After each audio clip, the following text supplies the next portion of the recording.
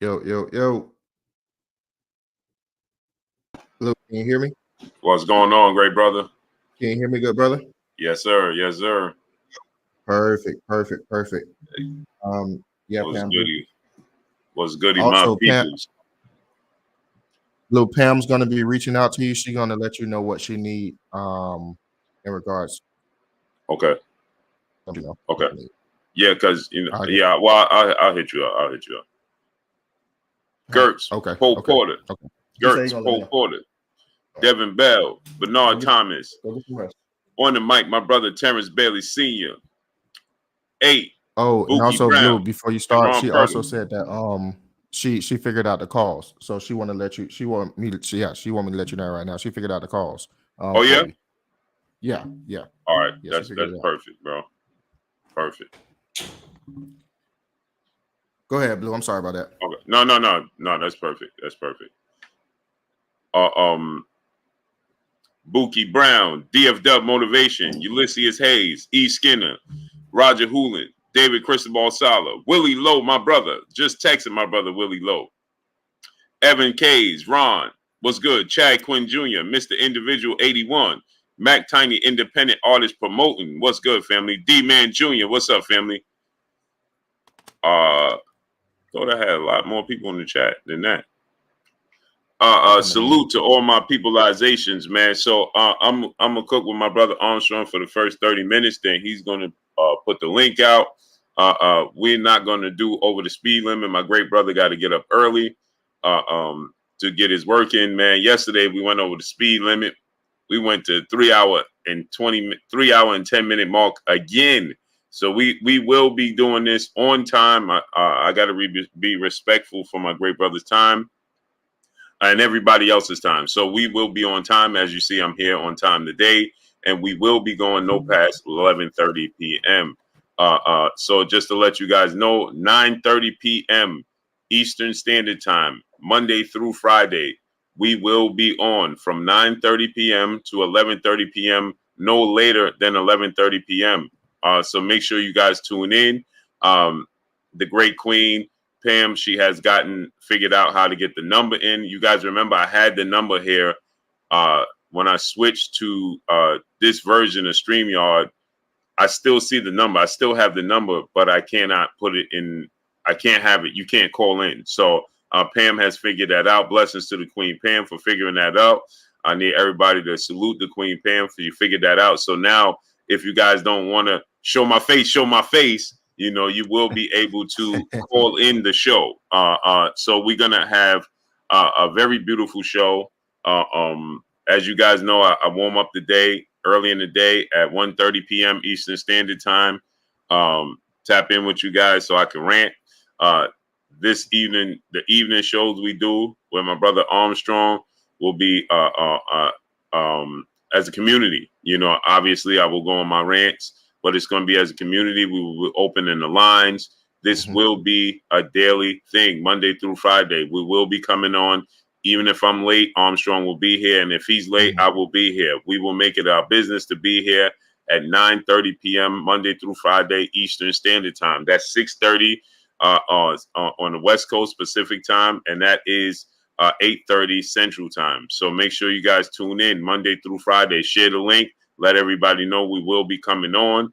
And we heading into bigger and better things. Okay, so you guys want to be a part of what we're going to be doing. Obviously, Pam is behind the scenes, and she is also doing going to be doing the merch, the cups. You know, as we told you guys, Backbone. huh? I said she's the backbone. She really is the unsung hero. So Yeah. She truly is. So you know, we're gonna bring it to you. You know, you guys we got a lot of things that you guys wanted us to bring alive, and we're gonna do it. So shouts out to my brother Armstrong. I truly appreciate him.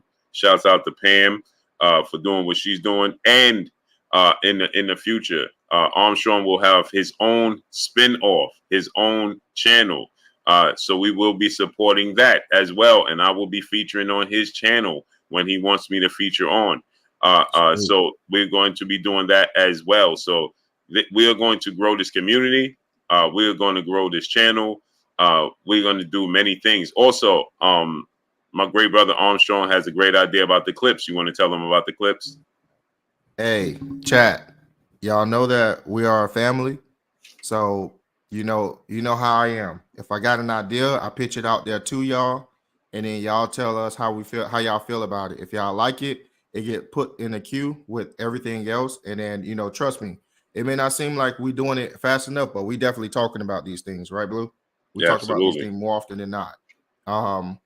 This is what I've been thinking about, right? I haven't seen this on YouTube yet. Blue have an archive full of great jewels that he done dropped over the years, right? I know some of y'all have been here, but my favorite part of Blue is when he cooking somebody. I'm just be honest with you. I love when Blue get to cooking somebody, especially a troll. But during the times where he's actually cooking somebody, he's dropping jewels and he's dropping boxing knowledge. And if you can actually listen to what he's saying, everybody love the cook session and the roast sessions, right? But if you can actually listen to what he's saying, you can pick up a lot of jewels from there. So I was thinking about, we do another channel that's called Blue Blood Sports TV Clips. And Blue Blood Sport TV Clips will be nothing but roast sessions. So for all the people who want roast sessions, you're going to have all of the pre-recorded roast sessions. You're going to have the sound and the snippets of Blue roasting, roasting the heck out of trolls. If you got 10 minutes in your car, you don't want to go through the whole 3-hour live streams to see a roast session that Blue done dropped 100 jewels in. We're just going to have those clips. This setup is going to be Blue Blood Sports TV clips where we just see trolls get handed to them. We just see. So if these trolls going to come in our community, if they're going to stop our conversation, if they're going to stop the flow, we're going to make content off them. If they don't want to pay the $50 in advance, we're going to earn our money from those trolls, and we're going to get a great laugh at those trolls. If y'all like that, put a thumbs up in the chat. Let us know it's a go, and then it's put in the queue, and we're going to make sure it gets done. Put a thumbs up in the chat if you guys want to see that. Blue Blood Sports TV clips, all roast section where he's dropping jewels. Yeah, we're gonna cook, man. We're gonna make it happen, man. We're gonna give y'all what y'all want.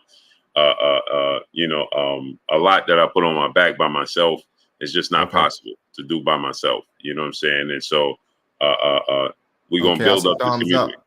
I see thumbs up in the chat. So yeah, we definitely gonna make that happen. Because we got a lot of people that like to come over here from different channels and troll. We're gonna let it be known that if you come over here, you're gonna get put on blast. And we already have an archive full of trolls. So the trolls that was in the past, the yesteryear, thought you got cooked inside of a 3-hour session. Don't worry about it. It's going to repopulate because there was a lot of jewels and there's a lot of teachings in that work. So okay, the family with it. Yep, we're gonna make it happen. Knockout Kings, my brother. What's up, family? Joshua J. Hoffa de Jesus, Uncle Man. What's up, family? David Cristobal, Cincinnati Fins fan. Richard Patterson, DC Dude, what's good? Bacon and the Bits, what's up? Spot City, Chop, Rogers, Sean Jones, CB Diesel, Jody Green, Jermaine Dill, what's good, family? Chad Quinn Jr., Marshall Law, Easy Lewin, what's good? Buki Brown, Jerron Purtle, what's up, family? YG Knight, Ulysses Hayes, what's good, family? Who am I missing at the bottom? Michael Wilson, GYS UK, what's good? Smith and Enterprise, Marquise, what's good? Josh Wright, my brother, Uncle Man, what's good? Nori Boy 801, what's up, family?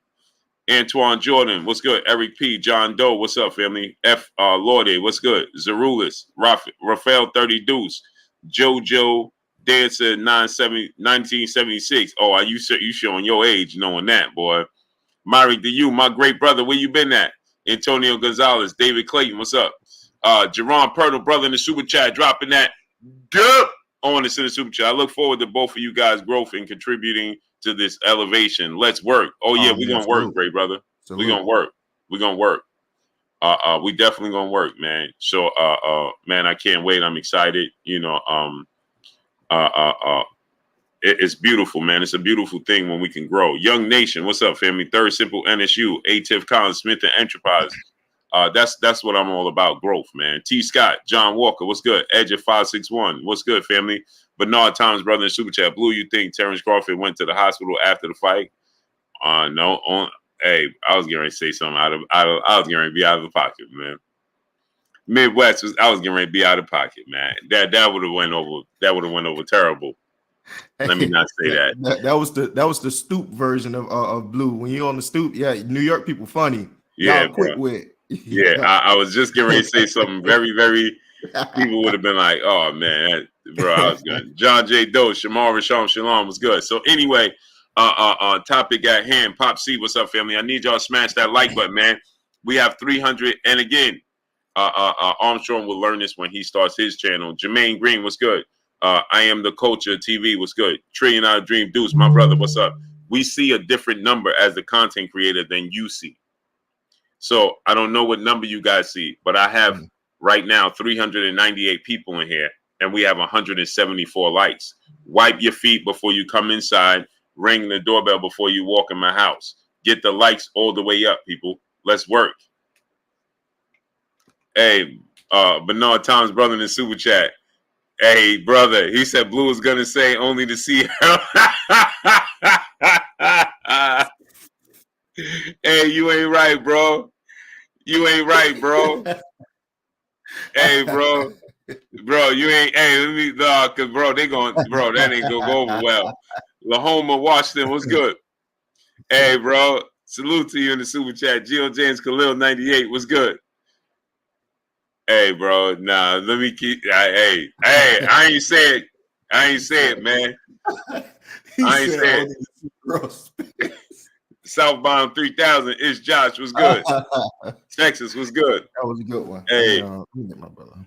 Devontae McLemore was good. Chilltown Majors, Texas was good. D Atkins was good. Hey, I ain't say it, brother. I'm keeping. Hey, bro.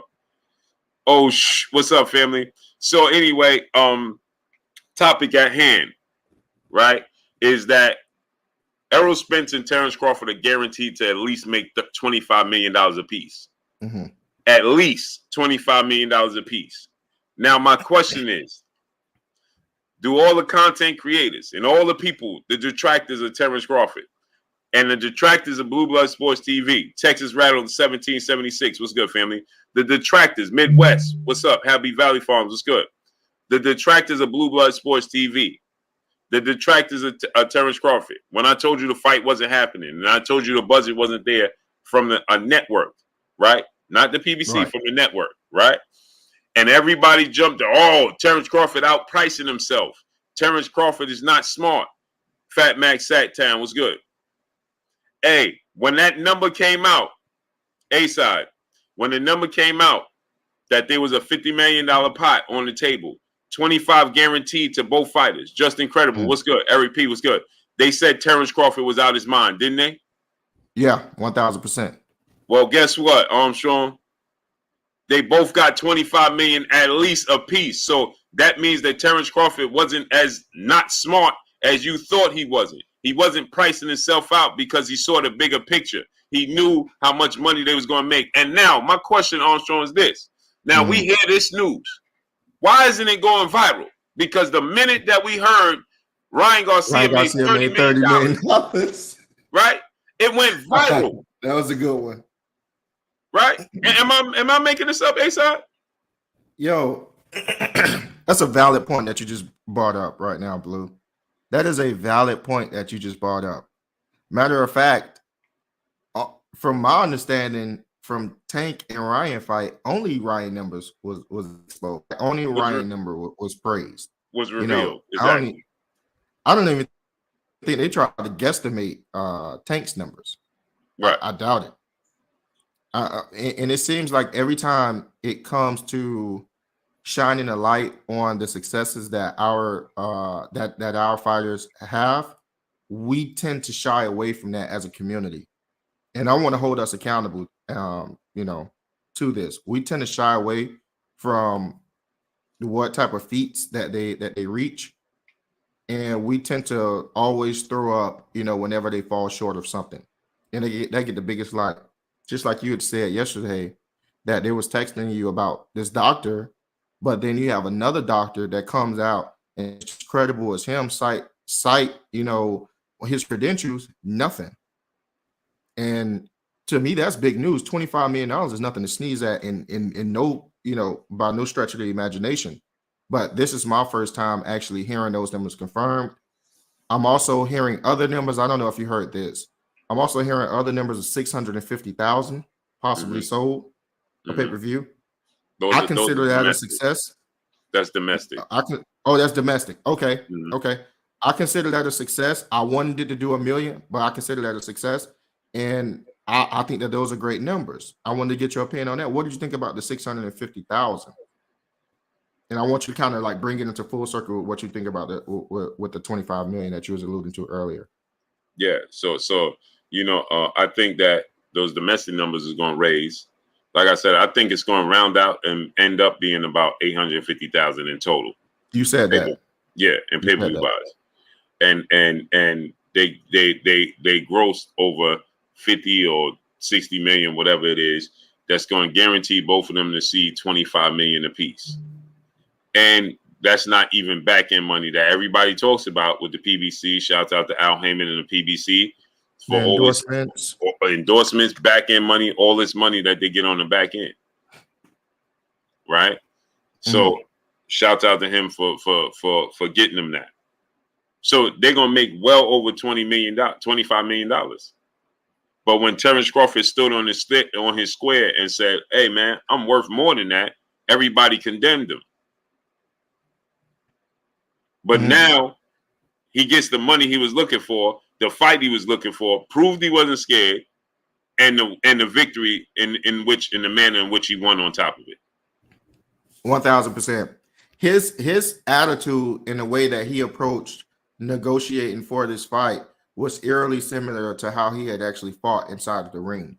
Very patient, very calculative, and he did not rush anything. He did not force anything. He let it come to him. When the opportunity was right, he struck. And this is something I can't stop giving Terence his praises, because for so long, I mean, we knew how great Terence was, but this win, and not only this win that I'm talking about in the ring with Errol Spence, but this win overall, this business win that he did, to separate the tether from the top rank and successfully, be a free agent, and then to make a success story out of himself from where he come from.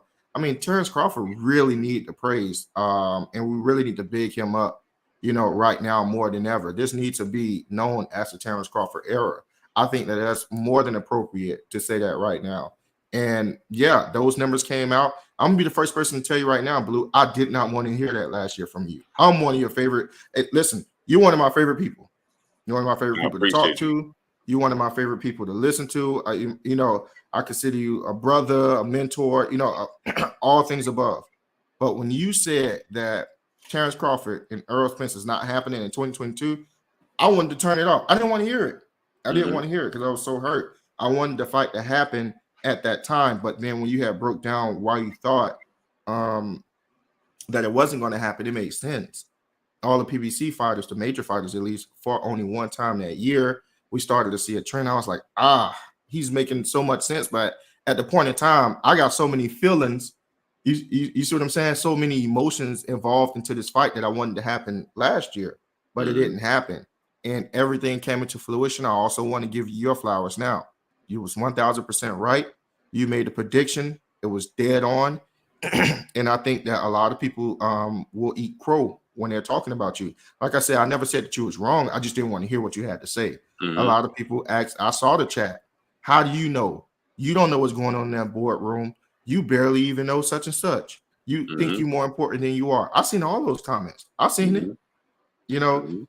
A lot of people, you guys comment in the chat, you guys comment in the videos, and y'all think we don't see it. We see this stuff. You see what I'm saying? And the thing is, man, a lot of those people never ever came back and said, you know what, Blue, you was right. So I'll be the first one. If you guys are in the chat and you guys was one of those people, hold yourself accountable. I'll be the first one to say, hey, Blue, you was right. From A side to you, Blue, you was dead right. I didn't want to hear what you had to say back last year because I wanted the fight to happen right then and there. Although I wasn't one of the people to say that you were lying, because I don't think that that's your character, I absolutely want to say that you are 100% right and you deserve all of your flowers. Right. Thank you for giving us that prediction. Thank you for reporting on boxing. Thank you for keeping facts over feelings. Appreciate that. I appreciate you. And the thing is like I told people, I know the truth. I'm going to tell you the truth. I know you don't want to hear it, but it's the truth. You know what I'm saying? Today's time, we have watered down the truth. If I'm overweight, tell me I'm overweight. Don't sit there and tell me, hey, man, no, it's all right. Everybody come in different forms and sizes. No, I chose to do this to myself. That was a choice. You understand? And so that's all I'm telling people. All you have to do is look at the writing on the wall. It's Josh. What's good? DJ. Hold on 1 second. What's that person's name? Janita. I can't see him. They just deleted the message. Hey, to whoever that guy is, and guys, I'm kind of under the weather, so if you guys can't hear me, I'm sorry about that. I just want to let you guys know up front. It's not about butt kissing, my brother. I'm not kissing blue butt. So often that we can't give our brothers, you know what I'm saying, our sisters in our community, the praises that are due to them. So often we have people like you that always try to come and create turmoil inside of what you see is a pretty much orientated chat. What you're saying right now is absolutely delusional, and you're the detractors that don't need to be here. But you're absolutely one of the cowards that will not click the link and tell me how I'm butt kissing. If somebody has got enough galls to come on camera with a microphone that's recorded and say something as bold as that when nobody else is saying it, and people are able to throw stones at them, they should also get their praises. This is how we should treat our brothers in our system with a level of decorum.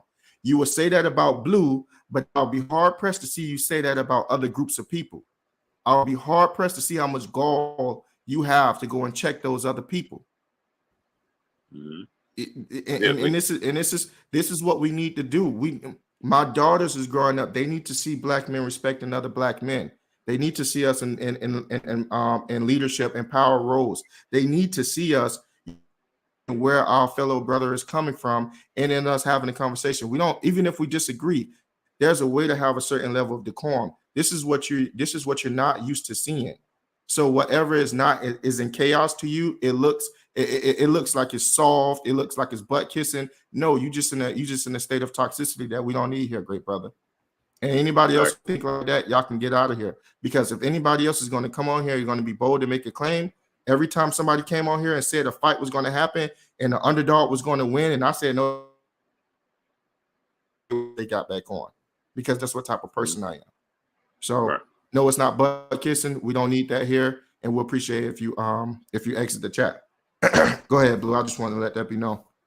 No problem, great brother. Devin Bell, brother, in the super chat. Let me get these super chats out the way. Dropping that half a dub on us in the super chat. He said, Blue, to make the show complete, you got to dress distinguished and talk proper like A-side. So no more fitteds and t-shirts. He trolling. That was a good one. Hey, you know, that was a good one. Fun fact though, I've had business partners be like, hey bro, put on a you know, change it up. But let me tell you where it changed for me. The day I had 3 important people come to me and say, bro, I love when I'm watching you sit in your car and do videos regular. Right. One was Mace, the rapper Mace. The other was Lennox Lewis. Right. And the other person was the late, great, legendary Pernell Whitaker. Wow. Wow, you say the biggest one for last. Wow. 2 Hall of Famers. 2 legends, 2 icons, Lennox Lewis and Pernell Whitaker. And the other being Mace, who is a legend in entertainment. Yeah, rap legend in his own right. You know, so that's what attracted me to you, because when I came here, I saw how you was, and it was so how do I want to say, it was so I can't find my words right now. Raw. Yeah, I can't. I want to say raw, but it's a lack of a better term. It was so I can't. I don't know. I know it's right on the tip of my tongue. Oh, thank you, babe. I appreciate you. Hey, go get some rest. All right. Did they kick in? Your head still hurt? Yeah. Okay, go there. Salute to my salute. Let me get these super chats out of the way real quick. I can't. You know what? It was much more intimate when I got into the chat. It was people that I knew that would come in every day. Blue would be real. You was raw. You see what I'm saying? When you was going through something, we can see that you was going through something. It was just authentic. You can't get that level of authenticity from everyone else. And that's what I like, and that's what I go for. Right. Because, like I told the brother come in, man, you eating on camera. Well, the reason I do such is because when you sit down as a group, and me and Armstrong go out and eat, we gonna sit and talk. We ain't gonna sit in silence. So my whole point is, when I'm sitting there talking to you guys, now if it's loud in the mic, then I understand. But when I'm sitting there talking to you guys, you want me to be as authentic as possible. Like you sitting there just kicking it with me. That's what I want. DC Dude, brother in the super chat, dropping that half a dub on us in the super chat. Bud says he's looking for bigger and better things, so he's looking at Charlo and not Boots. Is Charlo fight really bigger and better than Boots fight? I'm confused. So now let me address that, because I've seen people making videos about that. The detraction for Terence Crawford is not going to stop, DC Dude. Katie the Bossa is Josh. What's up, family? Fat Max Sacktown. What's up, family? So I see that it's going to continue, right? People can't accept what took place and what unfolded. So I see people immediately try to make it as if Terence Crawford is avoiding Jaron Boots Ennis. Immediately, I saw the headlines. Oh, he's looking for bigger fights. He's avoiding Boots Ennis, so on and so forth, right? He's not avoiding Jaron Ennis. As Terence Crawford said in the interview, right, great brother, he will turn 36 in September. 36. Jaron Ennis is 26. He's 10 years older than Jaron Ennis. This is the first big lucrative fight of his career. Okay, him versus Jaron Ennis. A lot of people, and shouts out to Boots Ennis and Bozy Ennis. They know I love them and I support them and I rock with them all day long. The facts remain is that they're not on that level as far as drawing power. It's a big fight for us hardcore boxing fans. It's not a commercial fight.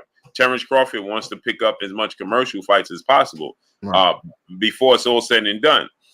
Him versus Jamel Charlo is a big money seller. It's a legacy fight, and it's a selling fight, right? It's going to sell. He's going to make money. As you guys said, you guys talk about him not being able to sell. Now he wants to continue to take steps forward, as he stated, right?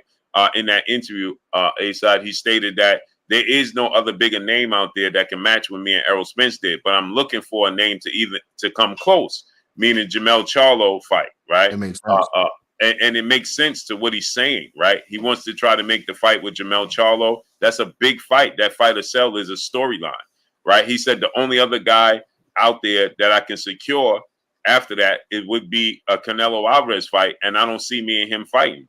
A Tank Davis fight would sell for me, but I'm not going down in weight, and he ain't coming up. So it allow that man to have the legacy fights that he's looking for, right? If he can land the Jamel Charlo fight next, or possibly a catchweight fight with Canelo or something of that magnitude, we guys understand what he's talking about. But immediately we want to act like he's ducking, right? But this talk wasn't out there when Boots Ennis was trying to call out. He called out Errol Spence. Errol Spence was ringside, and he's Errol Spence's mandatory. So what are we talking about? But Errol Spence said he got bigger fish to fry, and everybody made content talking about Errol Spence got bigger fish to fry, not Boots Ennis. Now all of a sudden we talking about Terence Crawford is ducking Jaron. It never ends. This is what I told y'all before. The narrative with this dude will never end. Like I told the brother that came on here the other day, right? And I told the brother, the reason I said that about him not fighting Errol Spence in a rematch, because nobody's going to give him his credit for nothing. So now immediately we talking about, oh, he's ducking. So what it tells me is that people want to see that man lose. You want to see him in the best position possible where you think that he's going to lose. And you think that Jaron Ennis comes in that form. Period. 1,000%. And so nothing about that interview, that was twisted and turned to make it look like he's ducking. No, he did say he's looking, he said, yeah, Jaron, the first thing he said out his mouth was that fight can happen because we in the same division. But right now I'm looking for the biggest and best fights possible. What's not to understand about that? Right? Okay. So let's say if Boots fought, and now you guys know I tried to make the fight with Terence Crawford and Jaron Ennis, so you know I'm an advocate to make the fight happen. But what I'm saying is I understand what he was getting at and what he said, right? Now imagine if Boots Ennis fights Keith Thurman and beats Keith Thurman. Well, him and Terence Crawford gets bigger. That's all he's saying. Right now, that's a fact. A rematch with him and Errol Spence is bigger than him fighting Jaron Ennis. A fight with him and Jamel Charlo is bigger than him fighting Boots Ennis. That's all he's saying. Even a fight with him and Keith Thurman is bigger than him fighting Jaron Ennis, commercial-wise. Right? Keith Thurman is a bigger name. People know who Keith Thurman is more so. Jaron Ennis is that dude coming up that some people may know as the phenom coming up. Some people is still like, who's that? You know what I'm saying? They're not too familiar with him because he didn't get his opportunity yet. But let's not try to make it that Terence Crawford is ducking Boots Ennis, man. Stop. We always gotta. We can't just celebrate these fighters, man. Bacon and Bits, brother in the super chat, dropping that half a dub on your boy Blue. He said, and Ace, he said, stand on your square chair. Salute to you, King. See, my thing is this, right? Is that I know this for a fact. If Errol Spence would have won, and everybody's saying, hey, fight Boots. No, everybody that made a video today talking about Terence Crawford is ducking Boots Ennis, they'd be talking about, well, Errol Spence is at 154 now, and you know, Jaron Ennis got to come up and who'd he beat? That's the narrative will be. That's what everybody will be talking about. Christopher Livingston, Henry Young. What's up, family? Beatrice and Omar Hernandez. Blessings to y'all. That's what they would. Roderick Kane. What's up, family? That's what everybody will be saying. And I know this as a fact. I know this as a fact. It's a tough situation for everybody to accept and digest. Because for so long, the narrative was they thought that Errol Spence was going to run over Terence Crawford. I didn't think he was going to run over him. I thought he was going to win. Stories Invader 7-0 Deuce was good. But they thought he was going to get ran over and stopped. And no, in fact, as a matter of fact, he stopped their narrative in the tracks. And now you got, what could you say about the dude? Giovanni Walker, brother in Super Chat, my refresher for today. Salute to you. See, that's why I kept it all boxing from the very beginning with Terence Crawford. Yeah, he contradicted himself, and I told you guys he contradicted himself. Just like I told him in 7-11, it was things you contradicted yourself with, right? And that's all true. He gave Bob Arum credit, and Bob Arum wasn't trying to make the fights happen. Why you give that man credit? You know he wasn't trying to make these fights happen. He blocked you from the Pacquiao fight. He wasn't going to do business with the PBC, and you re-signed it. So you have to take accountability for re-signing it. And getting blackballed out from the PBC side because you knew they wasn't going to do business. How much of that do you think he took into consideration after you said that? I don't know if he took it in from me, but I think he later understood, as he said in that interview, that same interview, he said, I learned that it is not, I took it personal first. Then I learned that no, they don't do business with us and we don't do business with them. So after a while, I don't know how much of it he got it from me. I don't want to take credit for that, but he definitely learned this is the business. He took it personal because he was only looking at it from a fighter standpoint. But and a loyalty standpoint, like I said, he's too loyal for his own good. So that loyalty cost him those fights early in his career. It cost him the Pacquiao fight because Bob Arum is on record saying, "Hey, I stopped the Pacquiao fight from happening." We could go look at the tape of that. He said, I didn't want to see Pacquiao get hurt. So I pumped the brakes on it. And that was in-house. So imagine, if that was in-house, imagine what Bob didn't want to make outside the house. Do you understand? So, I mean, I said that he had to take accountability. That was my only issue, as I stated numerous of times, right? You know, and then my thing was that he went on the show with Akim Barak, and he's like, man, Bob Arum is a good dude. I can't blame Bob Arum. Well, you have to blame Bob Arum. So you cannot blame Bob Arum, but then blame the PBC side. That's my issue. You can't say I'm not going to blame Bob Arum. He's not at fault, but then say the PBC is blackballing me. No, Bob Arum is playing a part in that as well. You understand? It's both sides is playing a part. And just like he said when he came in the division, hey, like he said with Keith Thurman, and I'm glad he said that today. when I came in this division, he said he laughed at Keith Thurman today's time because when he came in division, like I told you guys before, he said Errol Spence ain't the man to beat. Keith Thurman is the man to beat. And Keith Thurman didn't want to give that man an opportunity. So now Keith Thurman is in a position where Keith Thurman is looking from the outside in with both Terence and Errol Spence. You know what I'm saying? Keith Thurman opened the door, stepped outside, and left his keys in the house. Now he got locked out the house, and he want everybody else to wake up, get out there, nice, comfy, warm bed, and open the door because he forgot something in the car. Or he wanted to take a stroll to 7-Eleven, go get some pretzels, and came back. Now everybody's supposed to break their sleep and their comfort and their warmness to come outside in the cold to open the door for him. No, they in the house sleeping. That's the problem. So I seen that. Immediately when I saw that, I'm like, oh, here they go. It just never ends. So now they're going to try to spin it to make it look like he's saying Boots ain't worth the name and Booth ain't. Man, come on, man. Everybody understood what he was saying. He's just saying right now, folks, Errol Spence rematch is bigger. And first of all, he's contractually obligated to fight Errol Spence anyway. So it doesn't even matter. And then he's saying that, the Jamel Charlo fight is bigger, which we already know. Myrick to you, brother, in the super chat, dropping that half on us in the super chat. I'm always watching Blue, just been working, and great co-host, co-host, be catching him as well. Oh, I'll be catching him. Salute to you, brother. Yes, support my brother. Great, brother. I appreciate that, man. Yes, sir. Darvis Harvey, brother, in the super chat. He said Errol made the fight happen. No, they both made the fight happen. Takes two to tangle. It sounds good, but it takes two to tangle. Yeah, Errol Spence told his team that Errol Spence, like Terence Crawford said, Samaj Gover, what's good? Jadain, what's good?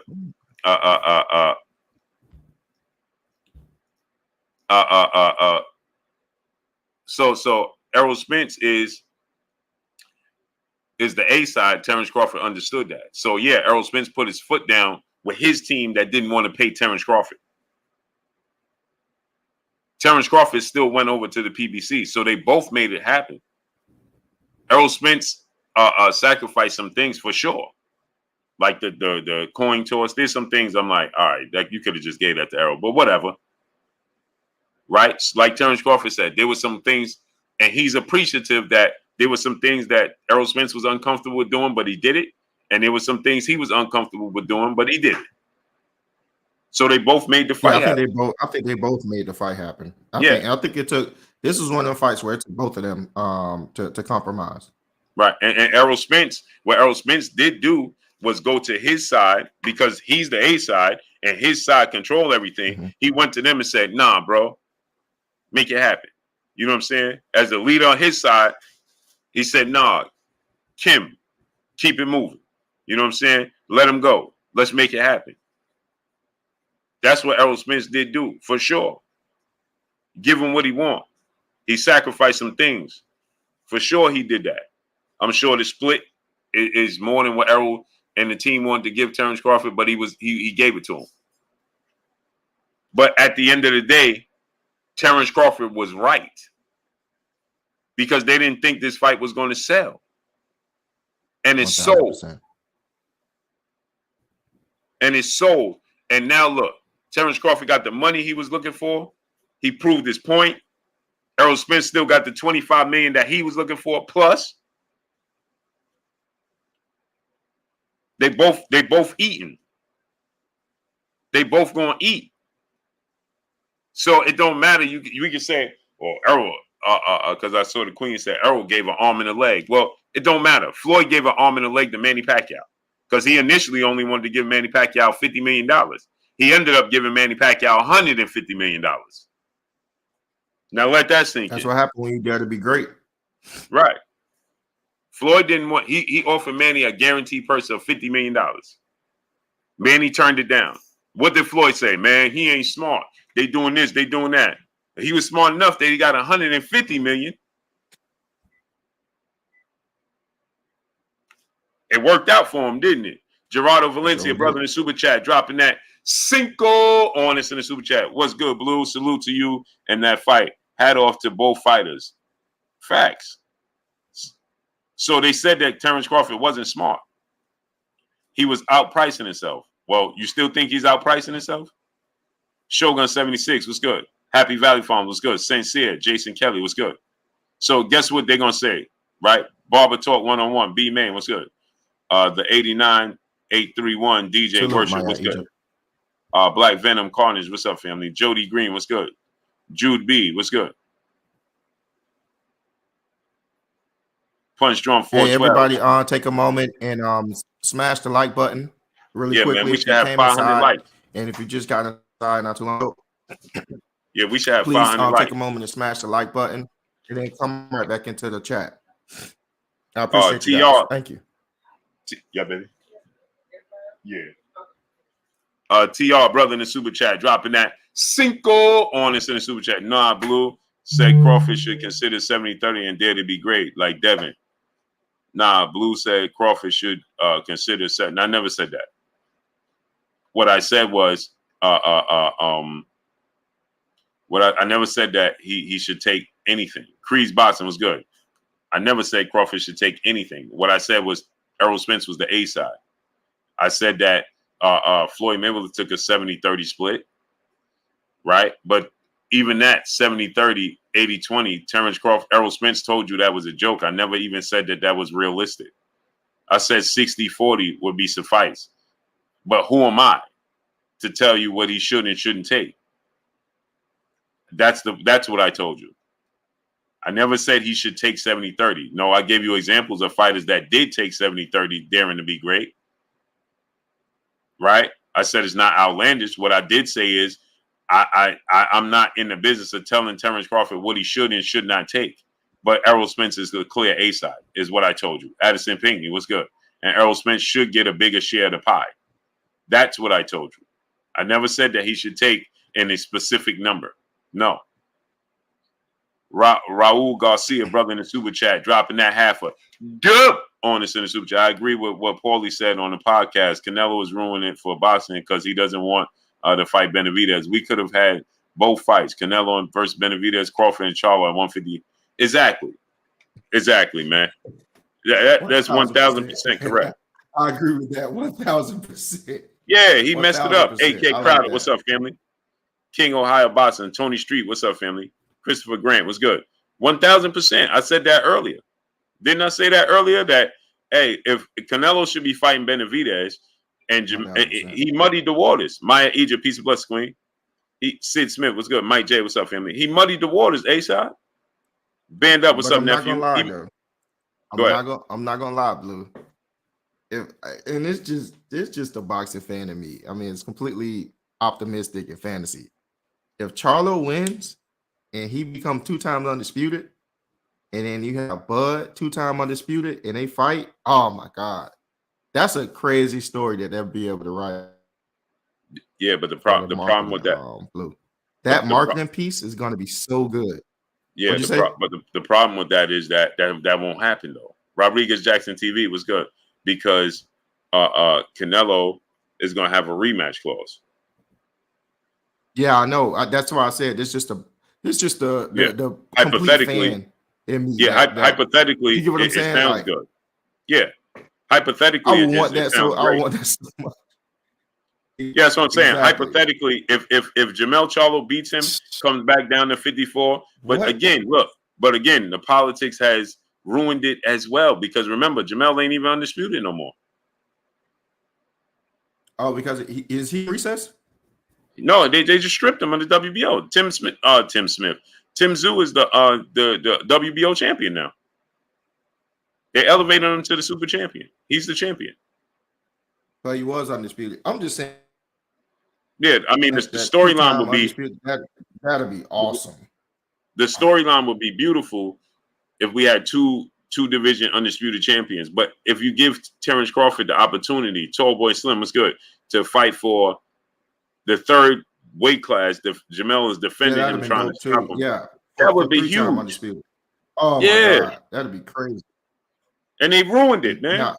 So now Terence Crawford got to go through Tim Tszyu, or Jamel got to come back down and fight Tim. Somebody got to fight Tim Tszyu and get that belt back before they fight.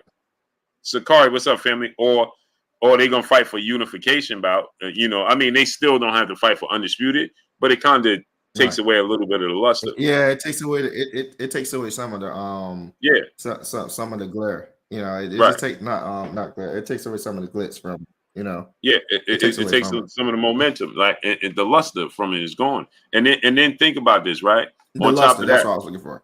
Yeah, on top of that, A side, how long you think it's gonna be before the other belts? How long you think it's gonna be before the other belts fall in line and start being like, hey, well, like coach, like not coach, like Calvin from Payful, hey, I'm gonna need that belt back, Mike Lee, what's up, Conrad? How long you think it's gonna be before they start falling in line, bro? Right. Especially if he lose. Knowledge born victorious Allah. What's up, family? Especially if he lose. Denzel Horton, what's up, family? Right. It's only a matter of time before Chris Bernadette was good. And I didn't even realize you was talking to Jadanian, who said that. I just realized that's they deleted the he deleted it? They deleted the whatchamacallit before I could see the name. I just read the but he ain't deleted fast enough because when I just scrolled back up to read the super chats, I just saw it. Oh, you saw it? Yeah. Because you could delete it. They could delete it on my other laptop, but it's not on. This is my main set. It won't be deleted. I can still see it. You can see it. So you can see. Okay. Okay. I see. Yeah, that was the one that said that. That's crazy, man. Yeah, that's wild, bro. You know what I'm saying? And you do supposed to be supporters is even wilder. That's even wilder for me. Absolutely crazy. Yeah, but that I just wanted. I'm sorry, I took you down that little fantasy of mine. That 3-time undisputed would have been. No. What you did was that's what we was expecting to happen. That's what was supposed to happen. Right. And they stripped us of it, bro. Big Jag, Kev C, what's good? Hendor, what's good? Robert Jefferson, I'm just DF, what's good? They just stripped us of that, bro. Solution, what's good? Yeah, it's Canelo fall. Jason Kelly, brother in the super chat, dropping that half a dub on us in the super chat. Blue, I'm gonna give you your flowers as well. I too thought Bud was overpricing himself, but turns out I didn't know the business of boxing. Salute to you, Jason Kelly. And that's what salute to you, Jason Kelly, man. I appreciate you for doing that, man. That shows a lot of character with you, because there was a lot more people than you, Jason Kelly, that was in the chat. Feeling that way. So, exactly. Salute to you. They ain't gonna admit it, Jason Kelly. I appreciate you, brother. And that's all I'm saying is that I told you guys. I mean, but then everyone, oh no, Terence Crawford doing this. Well, turns out he was very smart because he got the fight, he got the money he was looking for, and we ain't wait an extra 5 years either. So you can't say, oh, he priced himself out and waited Errol Spence out. No, he didn't. Greg Neal, brother in the super chat, dropping that half a dub on us in the super chat. He said, hell of a show last night. Salute to you, great brother. Blessings to you. Appreciate you. Salute to you, great brother. I appreciate that, man. It's going to be a great one every night. Dwayne Bowen, what's good? So it's just like this, right? Right? He didn't wait. Remember, Errol Spence was on record saying that if he didn't suffer that second car accident in December, he was going to announce his fight with Keith Thurman. Because he was going to fight Keith Thurman in January, February. But he had that second car accident and then was like, man, I ain't doing it.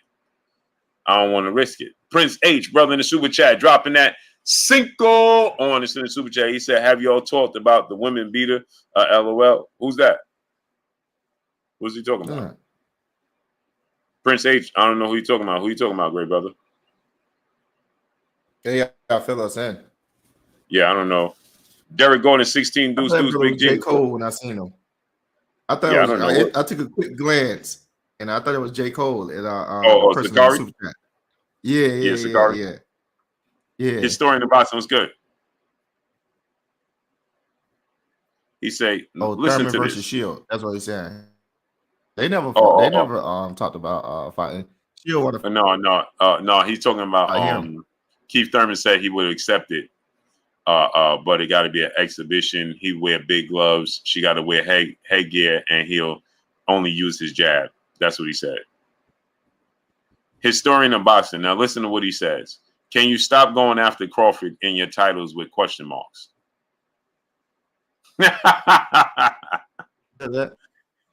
Hey, he said, I'm making negative titles towards Crawford.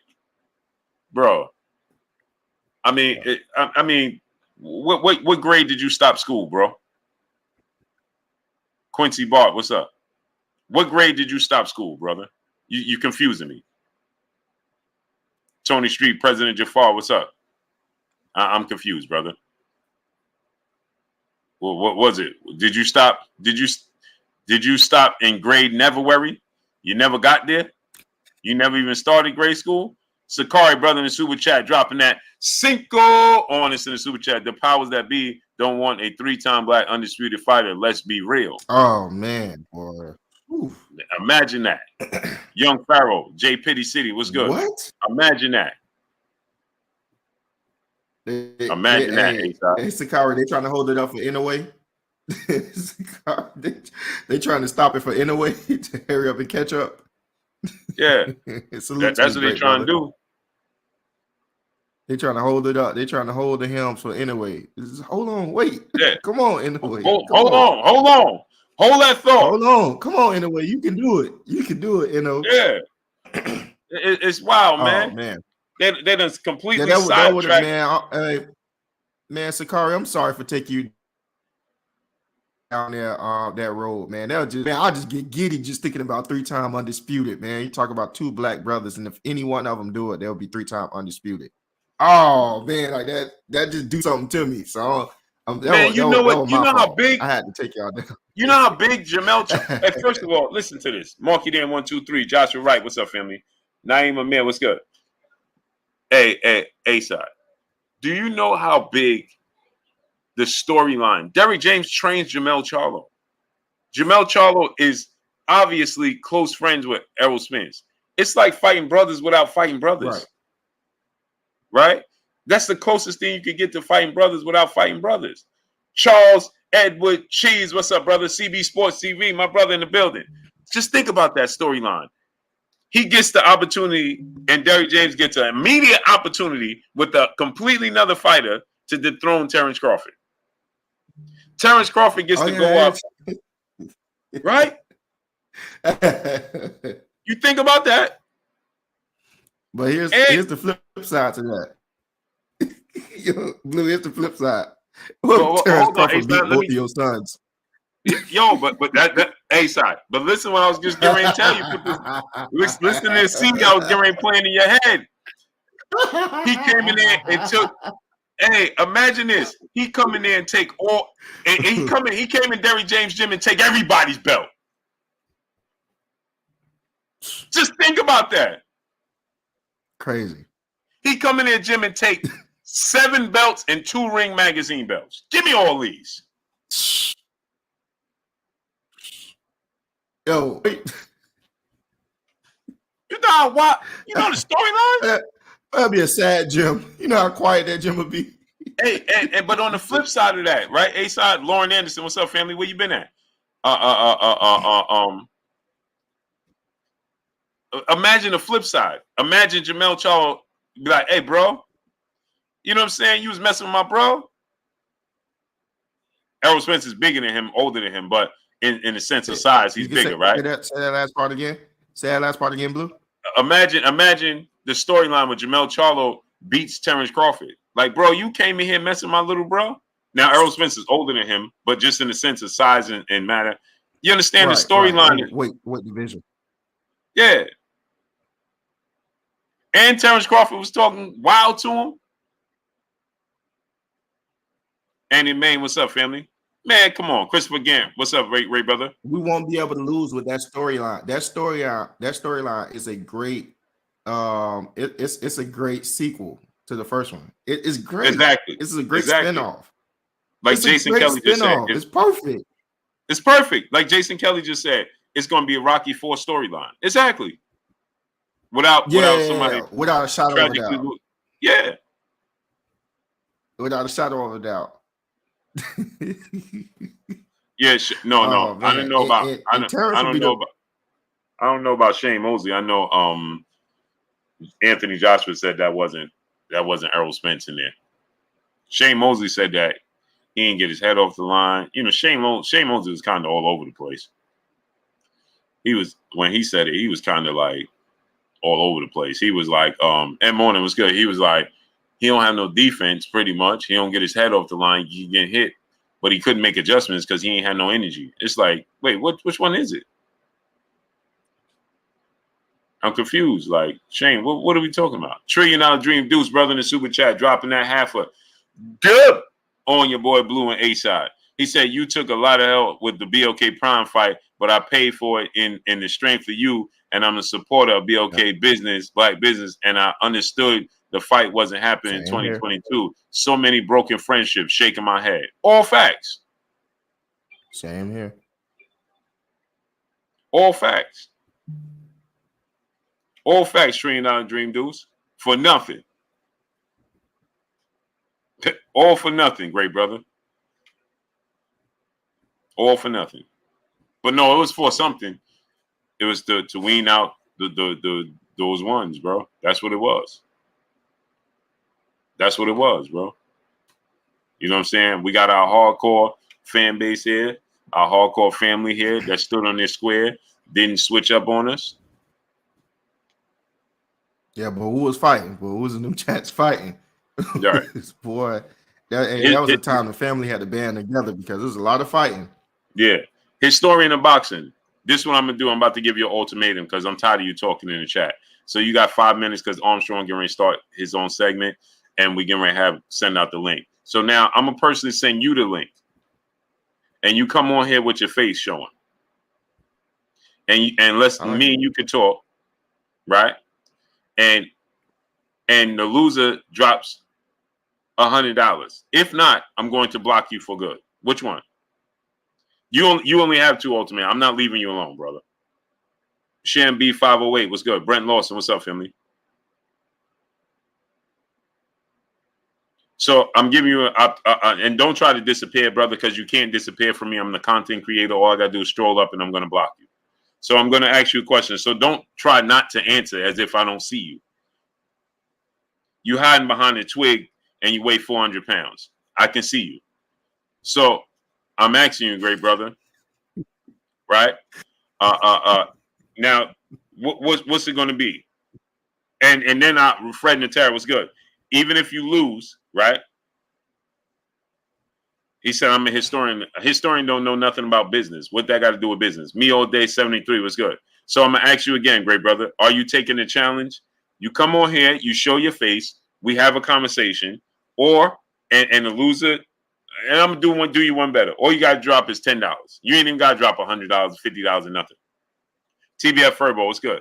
Mo Loves Music, what's up, family? You drop a half a dub. You lose because you will, and then we move on, and then you get I'm not gonna bother you. But you're annoying me now because I consistently see you. So I'm gonna ask you again. What we doing? You got about 2 minutes, brother, to answer the question. What we doing? You know it. We gave him a 90% discount. Yeah. Boston Truth Serum, what's up, family? So what we doing, great brother? Because see, this is what they do right here. A-Side, this is what I realized. Because they know that we give credence to each and every person in the chat. We're not a platform that ignores the chat. So they come in and keep saying because they know we're gonna respond. You know, all the other platforms, they ain't gonna respond to each and every person. So historian, what you got? Hey, you have to read what he just said. Yeah, I'll stop talking and leave you alone. That man, wow. Right. No, great brother, it don't work that way. That man, wow. Like what? It don't work that way, brother. You already stepped out on the plank. You know how, hey Armstrong, you know when you go to the rides, Six Flags and Splish Splash and all those water parks. Yeah. You get to the top and they tell you can't turn around, you gotta go down now. You done walked up to the top, brother. You're here. No, you here, brother. You already here. I want to go home. I want to go home. Yeah. You already here. You saw that one.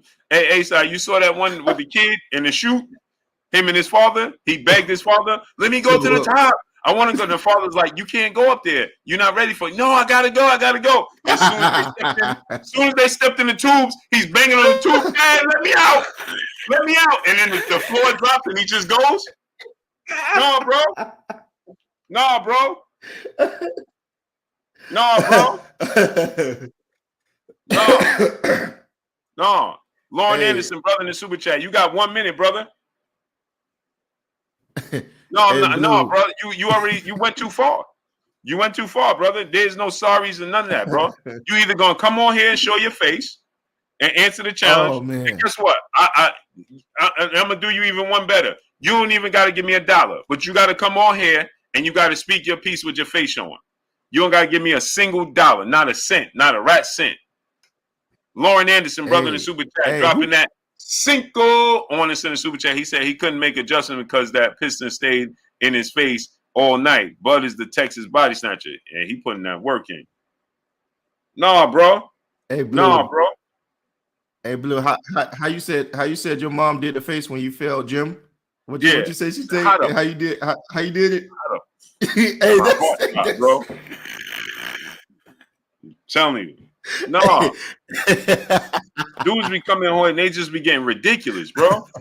Blackwater Boxing, brother, in super chat. Salute. Should Spence consider a new trainer? Nah, he don't need no new trainer. He good.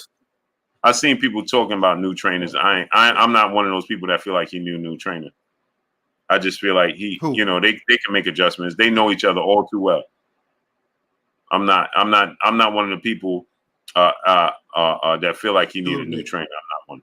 Bro, Kuzma, brother, in the super chat, dropping that Cinco on us in the super chat. He said, hop in the box, brother. I got 10 for you. Yeah, he got to come in here.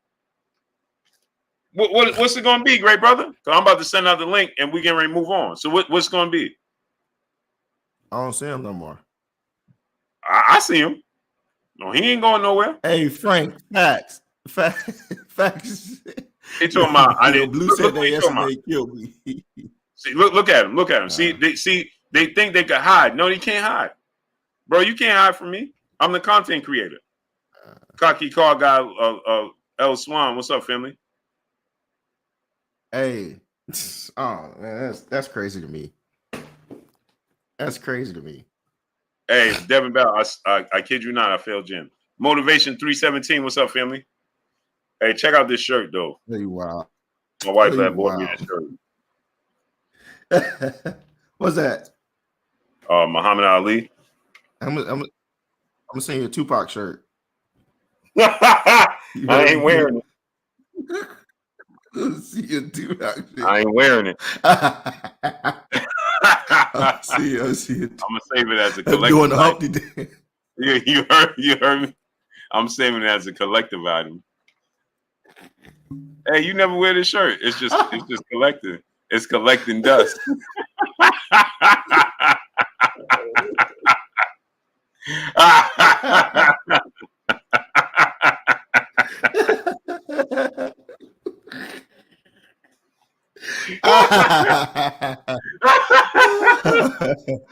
Oh man, that was the box shirt. Hey, it's a collector's item. It's collecting dust. On the back is gonna say Safe Park was better than Biggie.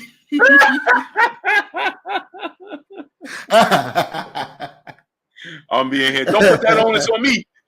Yeah, exactly. Oh, hey man. So what's it going to be, historian of boxing?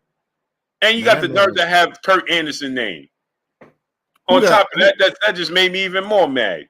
Oh, he turned you up now. Yeah, that made me even more mad. Eric Taylor was good. Bro, what's it going to be? You can't hide. Hey, I watched some and I had you in mind. I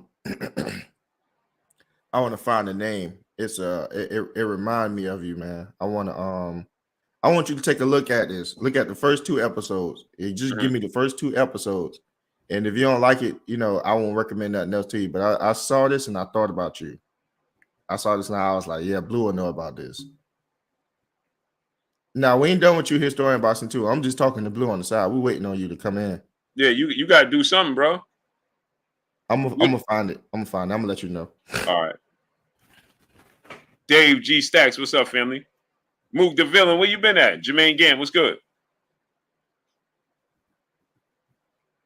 Blue, I was just, what do you say? Blue, I was just typing because I can. I know you was. Philip Casano, what's up, family? I know you was, bro. Just getting out of hand, though. Marky Dan 123, brother in super chat. He said, "Blue, you got him in a chogo. Spam, big bro." I'm gonna let you go because Marky Dan asked me to. So go ahead, Armstrong, do your thing, man. I'm gonna send out the link. I'm gonna let you ride, brother, because the chat said stall you out. So I'm gonna stall him out. Salute to T-Bugs, my brother. Yeah. Yeah, they said stall him out, so I'm gonna stall you out, bro. T-Bugs, what's good? I never, ever called out a man and it hit my hand. I don't do that. I don't think that's not something that's cool, man. Or talk about someone disparaging way or say things about and then don't expect. If ever I say something about you, I meant it. Yeah, it's just ridiculous, like, man. See, that's the thing. They don't be thinking that we're gonna send out the link or man. Come on, man. Cocky car guy L Swain, brother in the super chat. Much love to you, family. But I'm gonna send out the link to all the brothers that want to come on. Armstrong gonna cook right now. Remember, we doing the speed limit. 11:30, we done. So try to get your points out. Don't over talk each other. Let's make it happen, man. You know what I'm saying? So I'm gonna drop the link right now.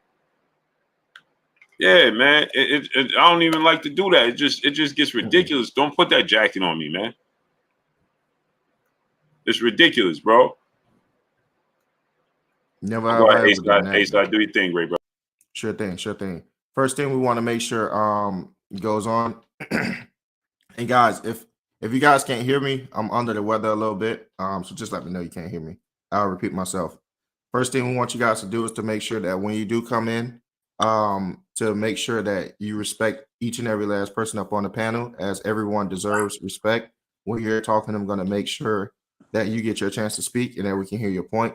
And I will need you to do the same thing and extend that same respect to everyone else. But as far as that, everyone smash the like button and let's get the show on the road. What's going on, Sean? As you was the first one in, I got my brother Boxing Troop Serum in here, and I got my brother Bro Kuza in the building. Salute. B Mac G, how's everything good, brother? Salute, brother. What's going on? What's up? Salute. Let me see. Hey, A-Side. He said he ain't paying the $5. JP City, salute. He said he ain't paying them $5. Hey, A-Side. Salute. Who calling me? Man, it's B McGee, man, not B McGee. You called me something weird. I said no. I just said it when I was coming on. I'm kind of messed up right now, man. So if I mess up something, my bad, brother. Nah, for sure. Yeah, I'm kind of under the weather. Hey, A-Side, we gotta talk, man. We gotta talk. Sure thing. Without a shadow of a doubt. Sean, how you feeling, good brother? What's good, y'all? How y'all doing? What's going on, man? Much. What's going on? Who do I got? I got a brother in the side, but I can't see your name as long as the super chat up. But it's an all black stream. But salute to you. Yeah, that's okay. That's Bro Kuza right there. Oh, Bro Kuza. Yeah, that's right. When you came in, I seen your name. Salute, Bro Kuza. How's everything? Hey, cool. So Sean, you know, we had some topics last night that I wanted to get to that we can get to tonight. Because we kind of just lingered on Earl and we kind of just lingered on Boots. I think that we did that way too long, and the chat was kind of upset.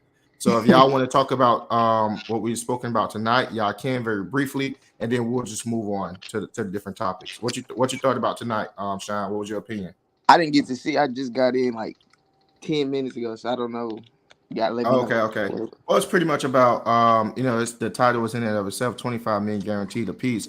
That Terence and Earl, people allege that they wasn't going to sell because Bud is not a a big earner. Bud's not a great talker. Bud's not going to sell a Oh fight. yeah. But lo and behold, you paired him, with Errol Spence, and they got 25 million apiece for a reason, and that's not including, all the sales. That's not including the advertisements. That's not including the back end money that's going to come in the gate. So, so that's pretty much what's the crux of what we talked about today. Yeah, I would just say, I believe whenever you make the big fights happen, they gonna make big money regardless. The big fights sell themselves. It don't gotta be, everybody can't be Floyd when it comes to, 1000%. being unbeatable and all that. But yeah, it's a big fight. They gonna make big money regardless. It don't matter. 1000%. 1000%. Boxing Truth saying, how's everything great, brother? Salute. Hey, side, what's happening with you? What you I'm doing great, my brother. I'm trying to get some water in me. Clear my throat. What you think about tonight, great brother? What's going on? Blue gonna have to get that little thing that say challenge when people be trying to challenge. You know what I mean? We need that. Challenge. We need to hear it going out. Y'all remember that? Yeah, challenge. with Mortal Kombat. Yeah. Challenge. I stay getting mudded on Mortal Kombat. I don't even want to see that game no more. I don't want to see the new Mortal Kombat coming out. The new one look fire. Nah, I ain't gonna come close to it, man. Them 2-year-olds right now, man, they'll piece me up. Well, what's going on, great brother? What you got to add to the conversation? Man, look, 650 million pay-per-view subscribers. I like it. Shows that Abel Sanchez didn't know what the hell you said 600 million. 650,000. I'm sorry. Oh, okay. Abel Sanchez didn't know what he was talking about when he said black fighters can't sell. Okay. Right? You remember that, don't you? Okay. Yeah. I agree with that 1,000%. 1,000%, brother. It should have been more though. I think I was talking to Blue. He was saying that was a domestic. Those were the domestic numbers. He don't think that those are the final numbers. So, yeah, I don't think so. We'll see. I wanted it to touch 1 million, but if it don't, 650,000 is not no number. Bro, that ain't nothing to sneeze My at. prediction was 8. I'll take that all day. That's a good thing right there. Because before Tank and Ryan pulled off that million, Tank was the highest one was what 450,000, right? Right, so, somewhere around there. Yeah, so he up there. They up there, So I appreciate that. Anyways, what I was thinking of, but I don't know if we alluded to this or not because I kind of came in late. I don't want to see the rematch this year. That's all I'm gonna say about that, and I'm gonna leave it at that. Okay. However y'all want to go with it, y'all can go with it. But I think the brother needs some time, at least 12 months to recuperate. It's just too soon. Okay. Recuperate. Great brother. I'll pass the baton to hold on 1 second, fellas.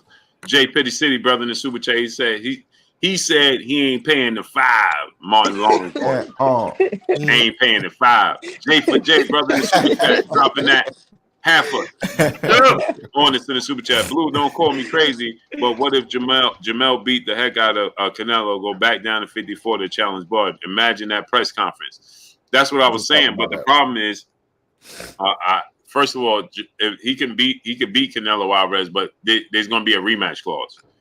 So there's no way he's going to beat Canelo Alvarez, and Canelo Alvarez is going to allow him to walk off in the sunset. The rematch is a lot of money on the table. They ain't going to turn that down. 1, There's too much money on the table, for a rematch because the storyline for Canelo Alvarez to attempt to get his get back, that's just too big to be left on the table. And another thing is just I don't think that Jamel Charlo is going to deplete himself like that. That's a 14-pound going south. 14 pounds. That's I just don't see him depleting himself immediately. And if he does, Terence Crawford ain't gonna get credit if he beats him. Cocky car guy, L. Swain, brother in the super chat, dropping that cinco on us in the super chat. He said, "Is it fair to say Spence found out that Bud fighting style is the Grim Reaper? Is the Grand Reaper?" Yeah, man. Sure and not only that, but that's enough like Roy Jones dropping back down to light heavyweight from heavyweight. Yes, I don't want to see that. You know what I mean? That's it's a lot. Like you said, he not gonna get full credit if he beats. Hey, Blue, I got so two should they questions. fight? I got two questions for you. Not to cut you off. Not to cut you off. Yeah. So look, I got two questions. Two-part question. Number one is why we not talking about the mental stability of the oldest Charlo, Jamal? What's going on? You know what I'm saying? Like, we just bypassing all that, man. He just tripping. There's something going on right there, but we just like kind of passing it by, like he just, you know. No, see, I touched on that a few times already. I seen that. I seen that. And it's abundantly clear, you know what I mean? That there's something going on, you know what I mean? Yeah. But you know, just overall, man, their approach to life, you know, it seems to be there's something going on. You know what I'm saying? I don't want to personally embark on there, but just you know, they're young. Again, they 33. I got a son 32. So you know, I sympathize with them. And the last time I did that, remember Jamel Charlo, I'm gonna slap Blue Blood. You know what I'm saying? Yeah, like, I remember that, Blue. Yeah, you know what I'm saying. So but it's abundantly clear. You know, like I said, with the whole pushing the lady at the gate. That was crazy. Like, bro, you know what I'm saying? Like, that was crazy. That was you walking in the gate, she's checking your ticket. Like, doing her job. She don't know who you is. Yeah. And then Jamel said, hey, that lady was just doing her job. You know what I'm saying? So it's like, it just, man, I mean, it's the obvious. We see a lot going on with them, bro. And part two, though, Blue.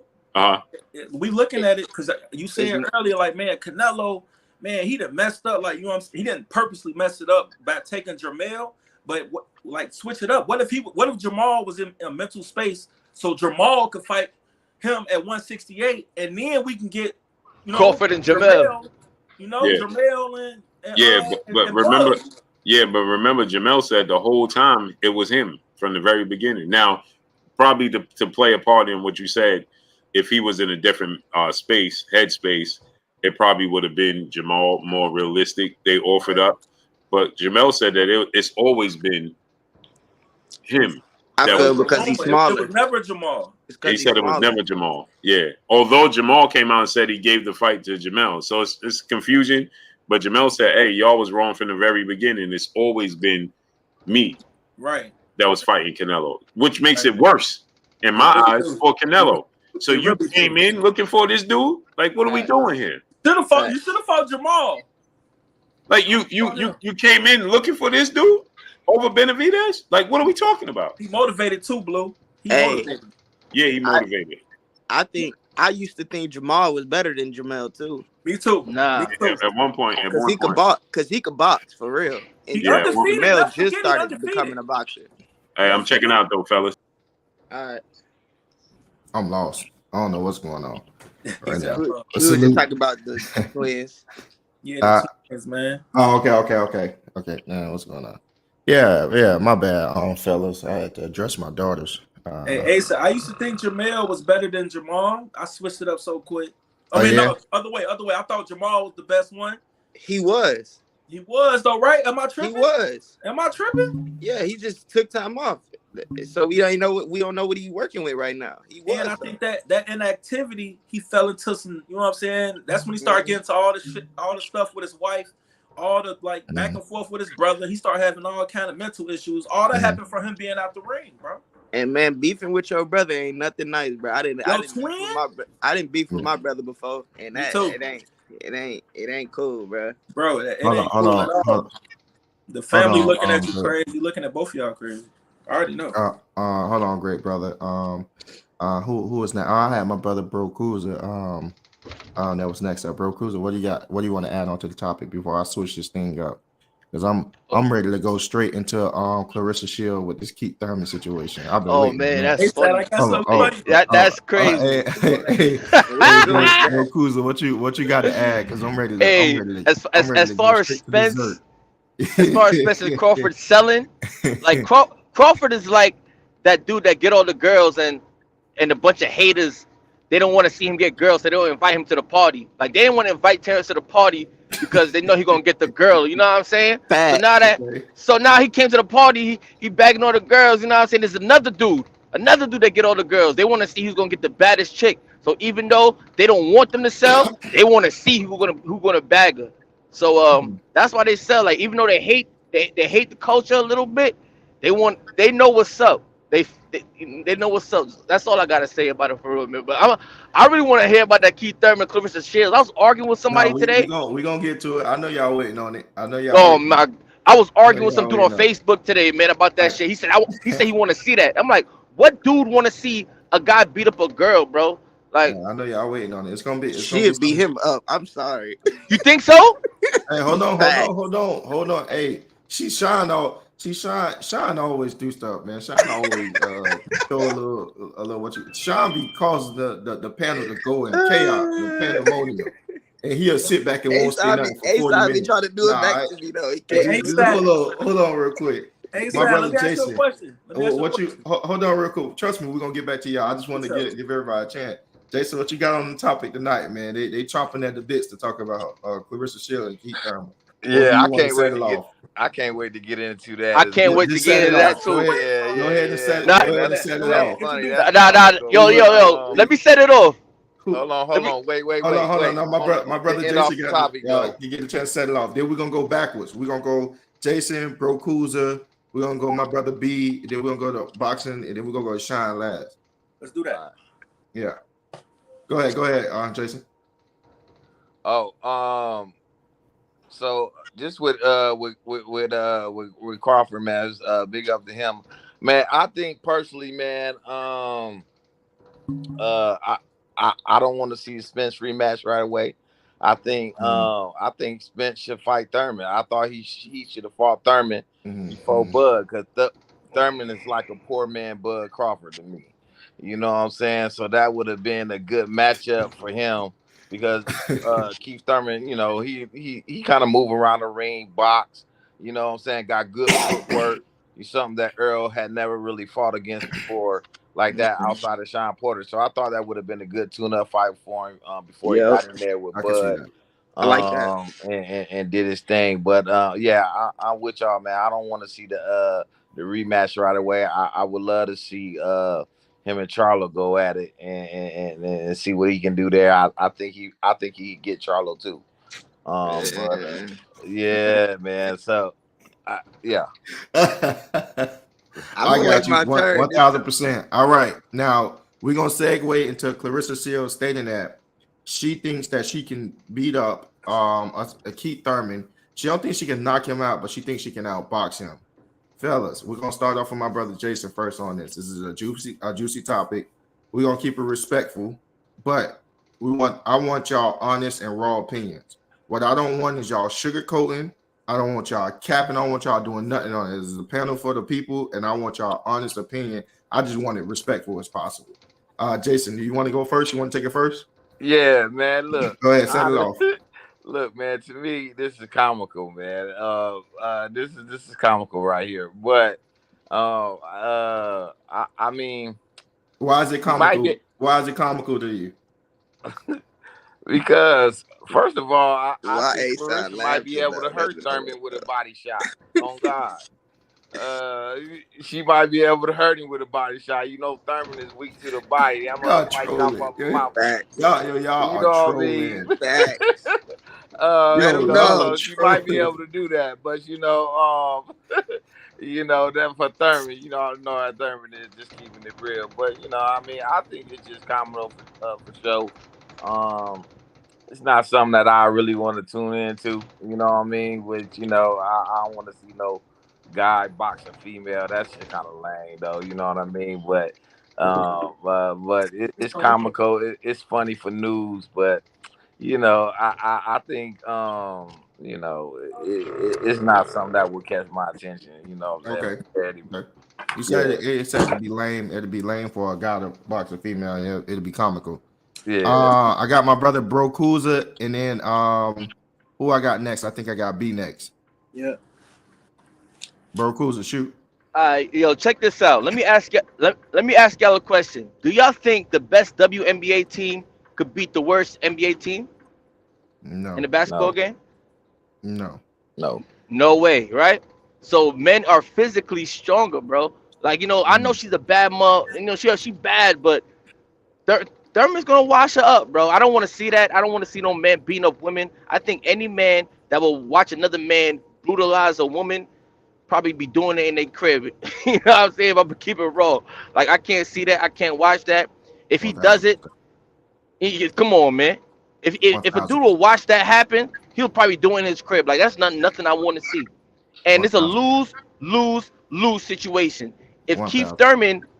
Thurman, like go easy on her, women gonna be like, oh, this is women's rights. Why he not going his hardest? If Keith Thurman beat her up, oh, why did he beat her up? If Keith Thurman lose, he's a sucker. It's a lose situation. I don't want to see it. I don't want to see no man beating up a woman, bro. I don't condone that kind of activity, bro. I don't want to see that. That's just what I gotta say about it. Be you next. Go ahead, shoot, good brother.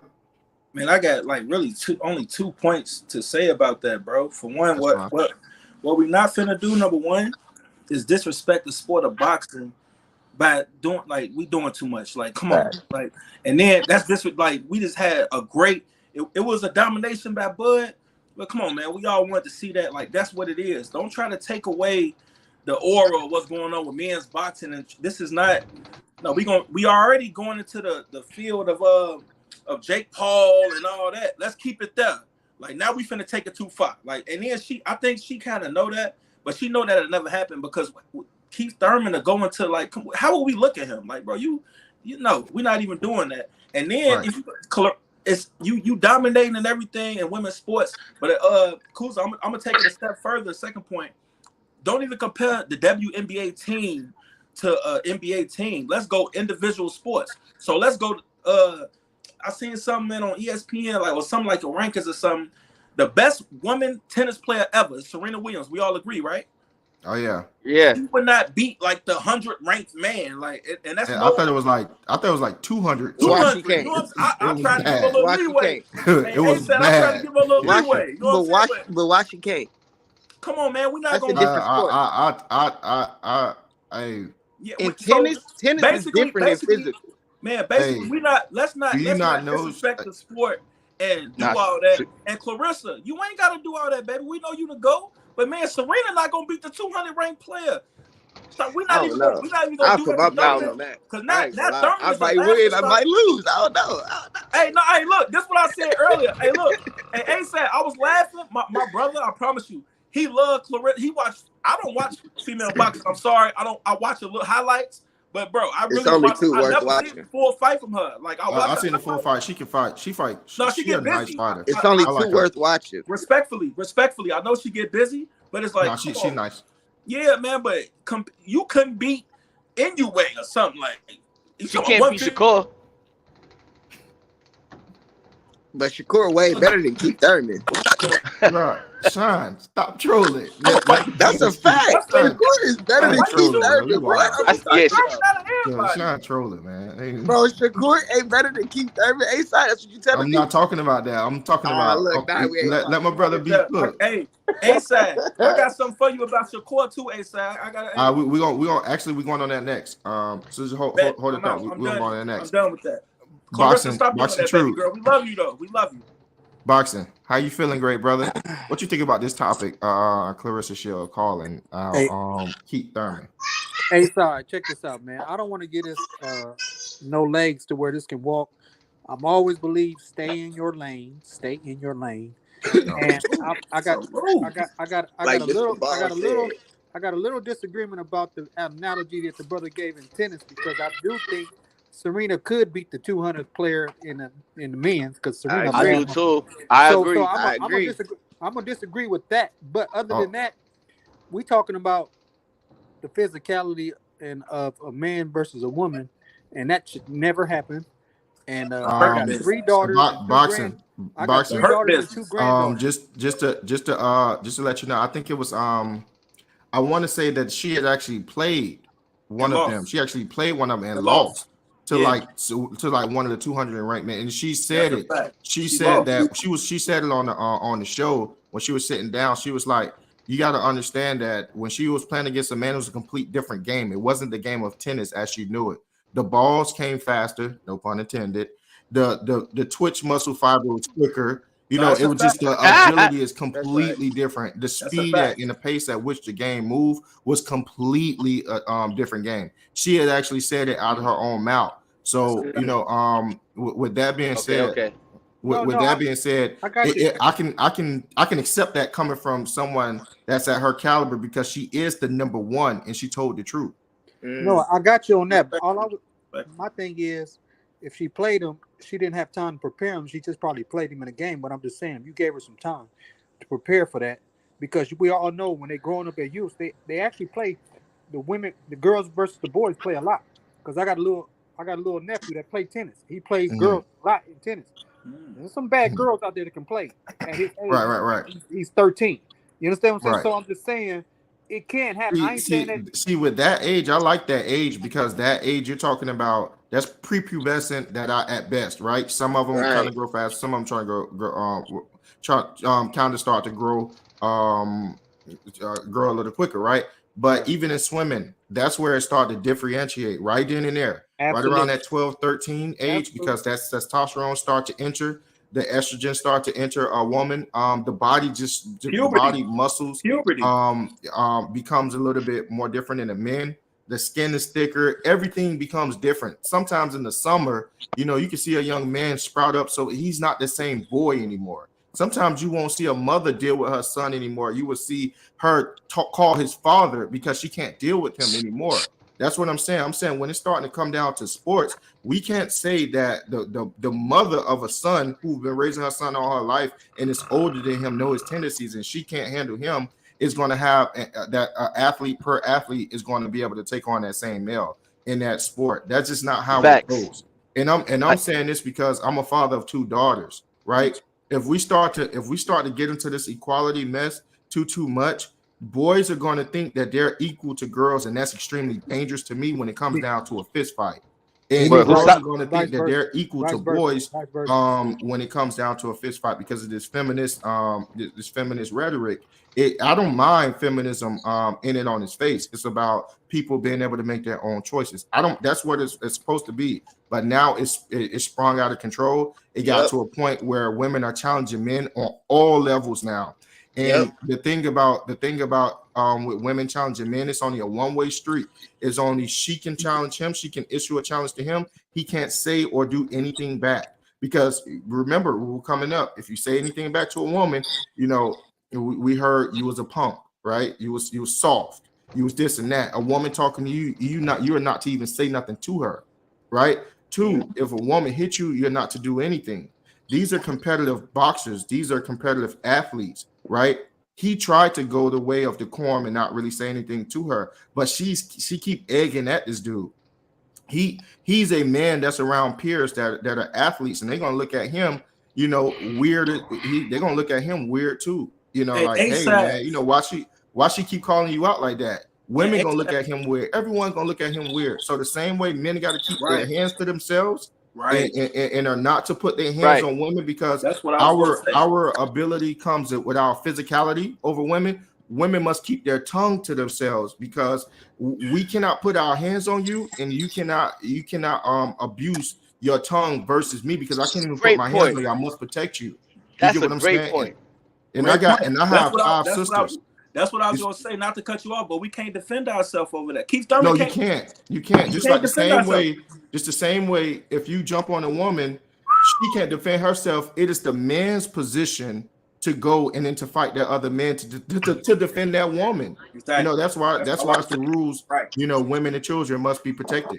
That's why it's the rules because they normally can't defend themselves against other men. Can some do it? Yeah, it's far in between. On a greater scale, they cannot, right? So if a group of men see one man beating up on another woman, it's natural. Our natural instinct is to go attack that man to protect that woman.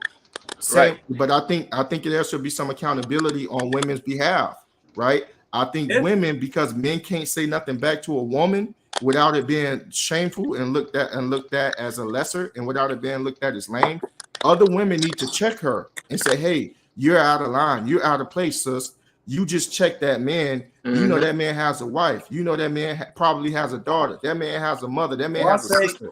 That man has peers that are boxers. The boxing community, the men of the boxing community need to check. Hold on real quick. No, but I believe the onus can also be on the women because men can't check women like that. It needs to be our sisters checking our sisters. When I was coming up, I was always taught that the grandmother would teach the mother would teach the daughter, and then they will always be together. Like when I was coming up, when I was in my house, there was a split. The men was with the men, and the boys with the boys. When my uncle was wrestling, tussling, whatever he was doing, and the girls was with the girls, right? And if my cousins or my sisters or something did something like that, the women will make sure that they kept them in line. They will make sure that they kept that tradition, right? It wasn't really men checking the women like that because the women was there, the elderly women was there. Where are the women that are in boxing that are in the sport of boxing that has a great respect for the sport of boxing, calling out Clarissa Shield for what it is that she's doing?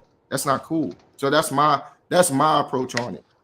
I'm ready to defend my points. If you don't agree with my points, that's 100% fine. Sean, I didn't give you a chance to go.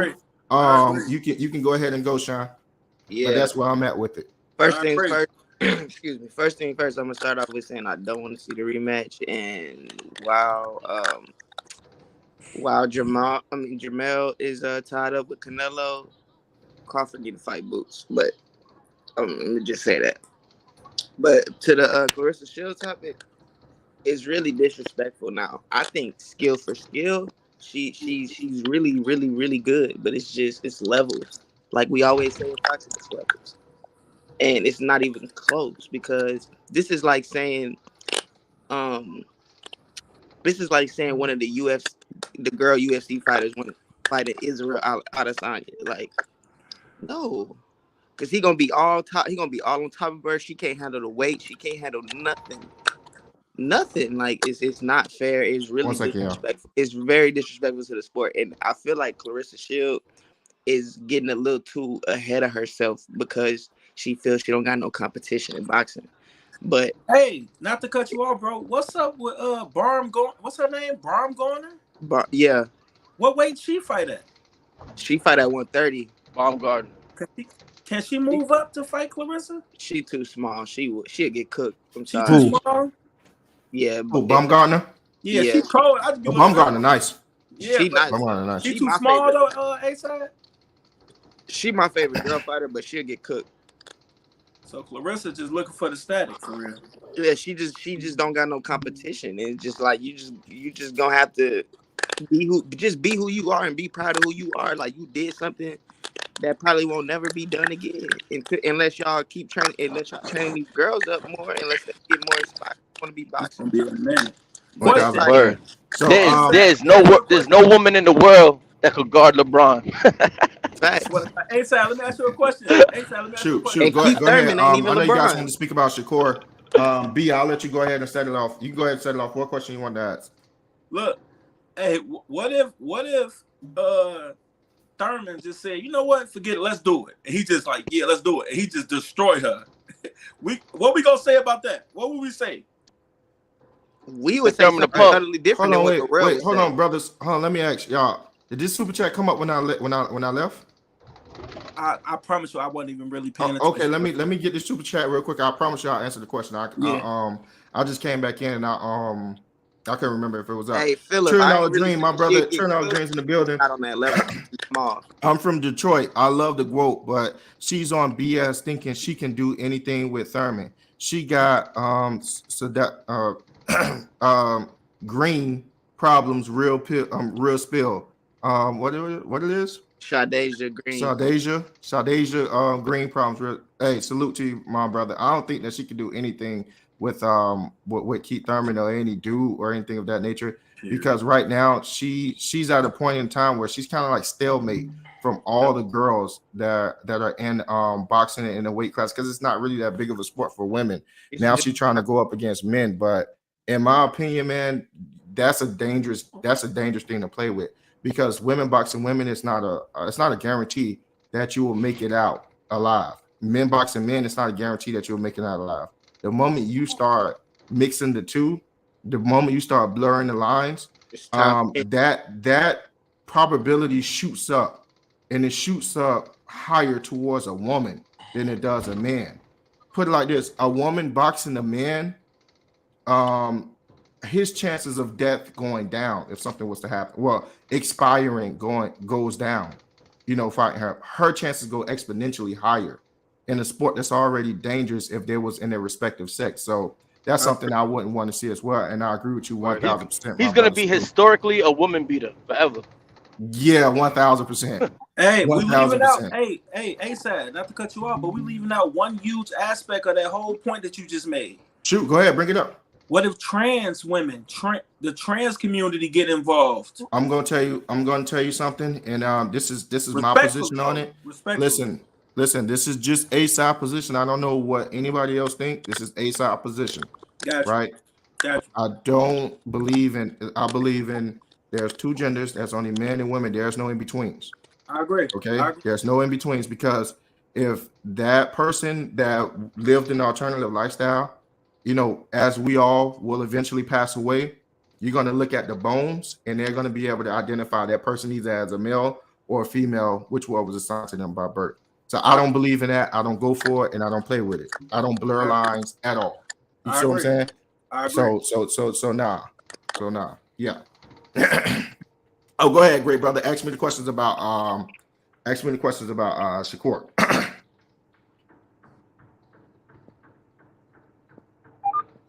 Go ahead, B. You wanted to ask me the question about Shakur. Oh, yeah. Hey, with Shakur, now I know I got an unpopular opinion about Shakur.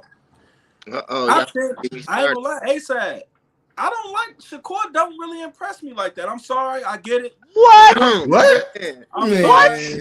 Oh my God. Give me a second. Y'all give me a second. I might have to click out. I might No. Give me a second. I swear to God. I just want to hear y'all opinion. Go ahead. Nah, cook. So look, cook. Shakur, right? He I think he's Trump faking. Like, man, I ain't taking 25%. Why not? You take 25, you're going to get 75 next time. Like, what you mean? He can't beat Devin. He definitely not beating Tank. So now, whoa, yeah, right. Like, hold on. Yeah, right. You're bugging. Hey, let him speak his mind, bro. Right, trust me, you'll go. I'm gonna shut up after this. I ain't jacking it. You'll go. Go ahead, great brother. We all going off. Man, y'all cut see, him off. y'all See what happens when y'all see what happens. Crazy. Go ahead, good brother. Oh, look, we all going off opinion about what we think Shakur can do. Devin is proven. Tank is proven. Shakur, all right, man, like, y'all, everybody, man, Shakur, he'll do that. He got to start. Like, we ain't do all this with Terence Crawford. He worked his way all the way up. Boots worked his way all the way up. Same thing with Tank. Like, bro, like, can we pause on the Shakur? Like, I get it. He got potential. He nice. But, like, we got him just, he ended up with Bud. Like, man, he's the next up. Like, bro, can he prove himself? I think we need to pump the brakes on Shakur. That's my last thing. Let's just pump the brakes on Shakur just a little bit. Let's pump it a little. Who going first? Who going first? Let me be the first to say this. Hey, B, you my brother, but I gotta strongly disagree with you with that one. I like Core. Core nice.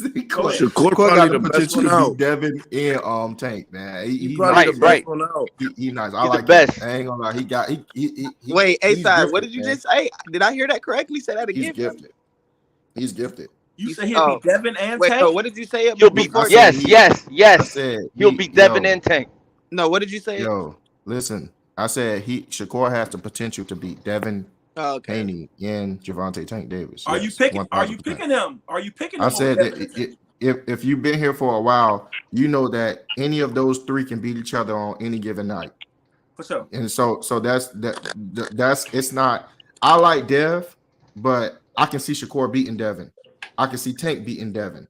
I like Shakur. I can see Tank beating Core. I can see Devin beating Core. I like Tank. I can see Shakur beating Tank, and I can see Devin beating Tank. With those three, I gotta see them mix it up. All right. So if I say, man, draw a line in the sand right now. Somebody say, man, can I interject? I like my main man Dev. I like Dev. You like Dev over everybody? Yeah, I like Dev. All right. Go ahead. Can I interject? Go ahead. Shoot. Go ahead. All right, check this out. Check this out. Everybody's saying that Devin will beat Shakur because of the arm reach. Terence Crawford just had Shakur in his camp to spar with for the Errol Spence fight. He was sparring Shakur for the Errol Spence fight, and Terence Crawford have a longer reach than Devin. That's number one. Number two, if Terence is the baddest man on the planet right now, he was on $1 million worth of game, and he said, ain't none of them messing with Shakur. And that's coming from the baddest man in the planet. You know what I'm saying? And that's also his homeboy. That's also his man. That's his homie. Man. he got a lot of men, but he picked that young boy as the next up. Him and Shakur like this. He sparred Devin as well. He sparred with Devin as well. He ain't sparred Devin. Yes, he did. Devin went to and sparred with him, man. I remember that. He sparred with Devin like no, yeah. No. He didn't spar Devin, bro. Him and Devin Haney never sparred. Him and Devin Haney never ever sparred. Bro. Oh, so they just took a picture together in the gym. They probably worked out together. They put some work in together. Okay. They never sparred. Okay. Look at Blue. Blue ready to hop in because me and him got a bet on that Shakur Devin. Because he's serious. He's serious about Devin. But let me check. All right, let's. I believe in Devin for sure. When he fight, hey Blue, we bet. Let's talk about. They never sparred. They were supposed to spar a few times, but it didn't happen. Okay, so actually, and the eye test. That picture you're talking about, they were supposed to spar, and it didn't. Okay. It didn't happen. Okay, so now let me talk about the eye test. Okay. Just like Terence Crawford was so like calm and collected, and serene in the ring, watching everything come slow motion, fighting Errol Spence. That's the same thing I see from Shakur. Like when he fought Valdez, when he fought Castasiao, it just seems like he's just right in front of them, looking in their face and see everything coming. Like he's the most poised young fighter out right now, man. Like he's not emotionally stricken. Like Dev was getting emotional in that Lomachenko fight. When we see this Shakur Lomachenko fight, I bet you Shakur is going to make it look easy. He's going to be calm and collected. I seen a lot of poise from Devin against Loma. I seen a lot of poise. He did good. I seen a lot of poise when Devin was that, especially that 10th, 11th round. Devin had to finish that fight. That was poise. His poise. He lost the 10th and 11. He won the 12th. He lost the 10th and 11th. I'm saying, but I seen poise for him to like finish that fight. He finished him. Like he finished the fight. Because if he'd have lost, like what he won the 12th, right? If that's yeah. So that was and that round was not that round was close, I think, right? But you talking about Shakur though with his poise. Like, why are we not talking about Tank? Tank ain't is the man. I got Tank the best counterpuncher in the game. But he got some physical restrictions. Bro, it just sounds like you're watching highlights, though. Listen, I'm a Tank fan, and everybody here know that. I'm a big-ass Tank fan. Sorry, excuse my language. I'm a super Tank fan. But, yo, listen, Shakur, listen, all that power and speed and lateral movement, all that with timing, just timing, and the poise that Shakur got and the jab, all that is killed. It's killed. The power is killed with that poise and that timing. And it hurts me to say because I love Tank. But let's let everybody cook because we got 13 minutes. Shakur, man, Shakur is really like the master of distance. Yeah, he a master of more than just distance, but yeah, he a master of distance as well. Talk about Shakur power. Go ahead, B. Y'all never talk about who never talk about who power? Shakur. Oh, Shakur got respectable power. Shakur, y'all always talking about his movements, lateral quickness. Y'all don't never talk about his power. No, he got power. He got power to 135. He brought power. Because I was. No, he got power that'll sit you down. No, Shakur ain't nothing to play with. And he'll mix it up and put a 5-piece combination on you real quick, and one of them will sit you down because you don't see him. He's very quick, very compact. It's not really power. It's accuracy. Yeah, his accuracy brings about his power. Yeah, thank you, Blue. I appreciate that. Yeah. It's his strongest attribute. Nobody talks about his power because it's like in reality, Devin has more knockouts than he does. That's true.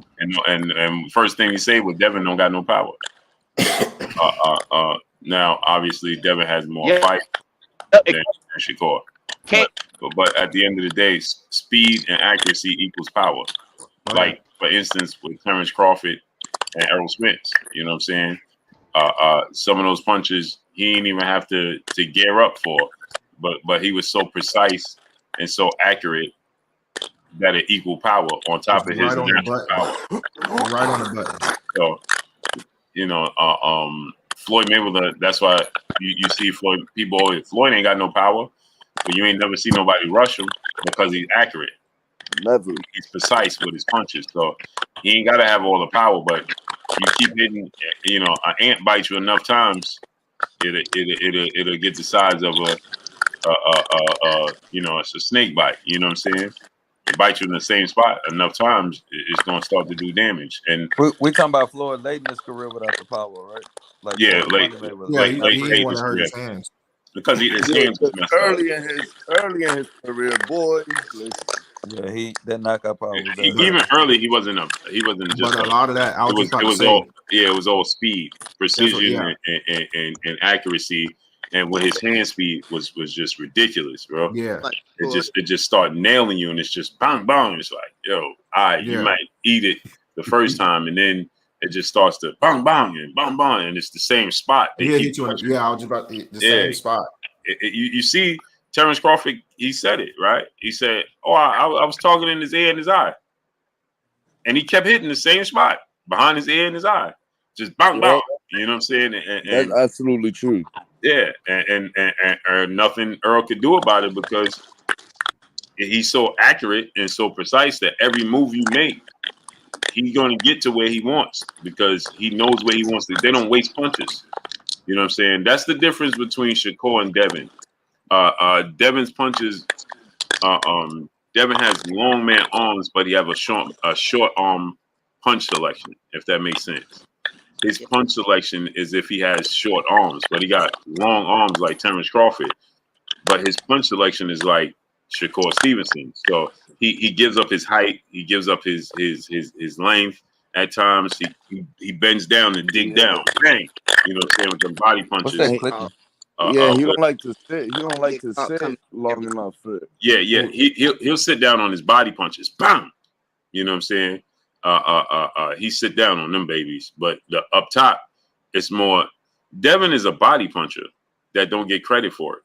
You know what I'm saying? Oh yeah, he is. Yeah, he's a body puncher. He just don't get credit for it. The thing is, he hit you up top to get to your body, bum bum. Then he try to dig, bum. You know what I'm saying? Combination punches. He trying to finish to the body, bum. You know what I mean? Like he trying to zap your legs because his legs don't slow down. So he tried to take your legs away. That's the main Devin power too. Devin got a little power to him. Oh yeah, for sure. For sure. Like somebody just said, he just choose not to sit down on it all the time. Yeah, he don't really sit down. Like he don't want to get. He's always defensive first. One of them, so he don't want to sit down. One of them body punches, he lift Loma up. I was like, Loma felt that one. Yeah. Yeah. Oh yeah. Nah, Devil dig to your body, boy. Joseph Diaz, after the fight, I was talking to him off the record, and he was like, man, he's like, I don't know why people keep saying this dude don't got power. He was like, he stopped me in my tracks 3 times. He's like, it's just the other punches is that he's moving and active. That's what it is. Salute to $1 Trillion Dream Deuce in the super chat, dropping that halfer. On this in the super chat. I love Dev. He's my Muslim brother. I met him a few weeks ago at a popular upscale restaurant when he was in Detroit. So I'm biased towards him, but Shakur is different. I like it for Dev at 140, not 35. I respect that. I can see exactly where you're coming from. I respect that. To take the fight. The fight is. I don't think. Quincy, I can't answer it right now, but I will later on. I don't think nobody be Shakur. I don't know. Unless you knock him out, I don't think nobody be Shakur at no 135, no 140, no 100. To be honest, that's my opinion. Hey, like I said last night, I'm gonna stop saying nobody can beat such and such. What this Earl and Terence fight have taught me, I gotta see. ASAP, Boots gonna knock Crawford out, man. Hey, hold on, ASAP, you heard when we was getting off last night? Yeah. Nah, ASAP got off before me, Blue. Oh, he got off before you? Yeah, he got off before me, Coda. Hey, he got off. He was like, Boots gonna knock. Yeah, I heard him say that. One out, blood out. Yeah. I went back. I went back and rewinded a couple of times just to make sure I heard him. Hey, man. But with the hey, I'm gonna double down on Blue. I got Deb over all of them, and anybody who wants to smoke, I'm matching it. Whatever Blue go, I'm matching it. Whoever want that smoke. I got. I'm an inbox you. I'm an Yeah, inbox you. I got I Tank over want all the everybody. smoke. I got Tank over everybody. I'm an inbox Real you. talk, I got y'all Dev with over those all of them. with those three, you can't really lose with those three. You can pick them, Listen. and it's just a pick them. It depends on.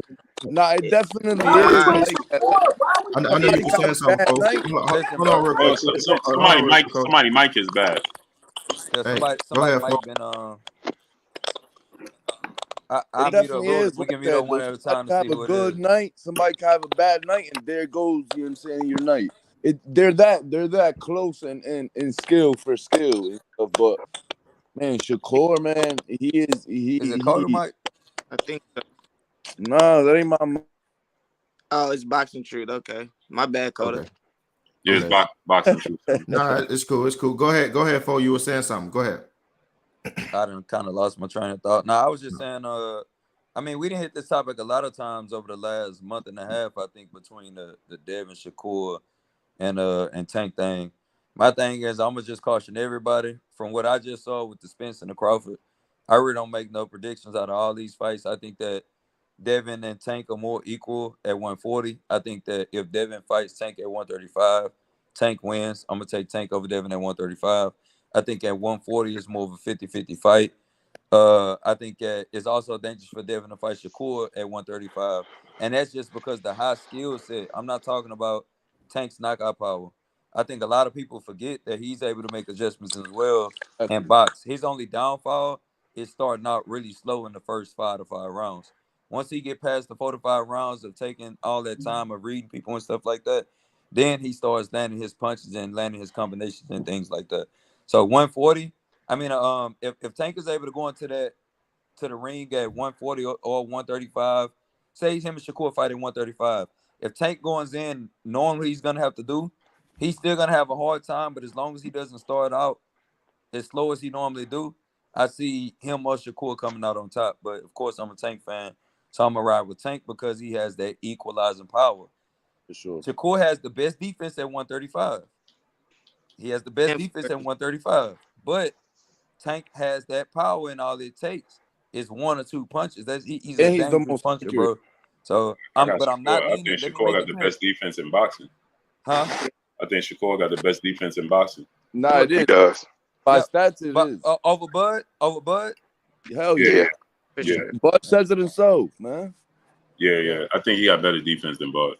Yeah, it's so I don't know with those Who three. you talking Those are about? dangerous Court? fights. Yeah, But Shakur I Court, a defense. think bad boy.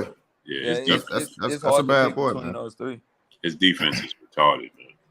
That's a bad boy. But that's a pick 'em. What you call it? Anyways, I seen Shakur Stevenson after the fight with Bud and EJ.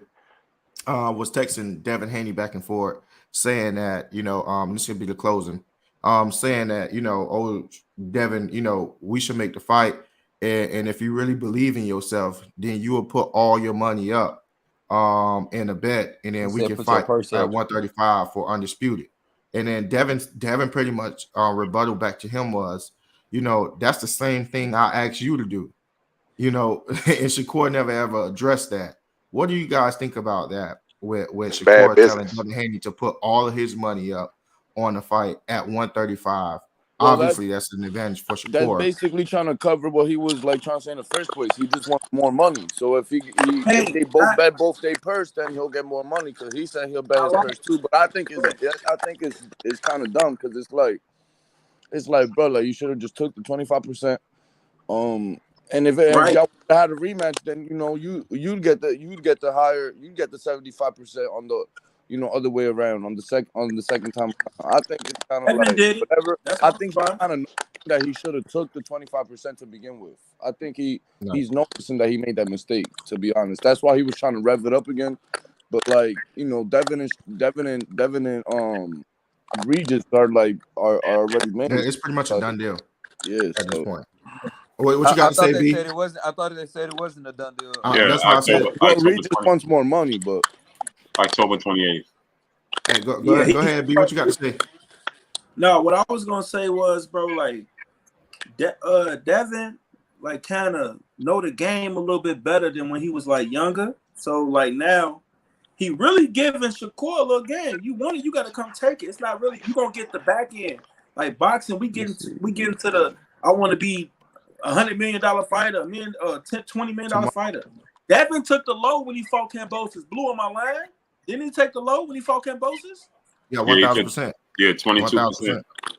So he earned it. So Devin, I'm not finna give you six. No, I took the low to gain my titles and to gain what I got right now. I took the low. So if you want it, come get it. But you got to take the low like I did. Once you get it, we can renegotiate. Hey, if I got to take another low, you beat me, I'm gonna come right back with a rematch clause, and you know what I'm saying. We can go from there. But off rip, it's actually higher. It's actually higher.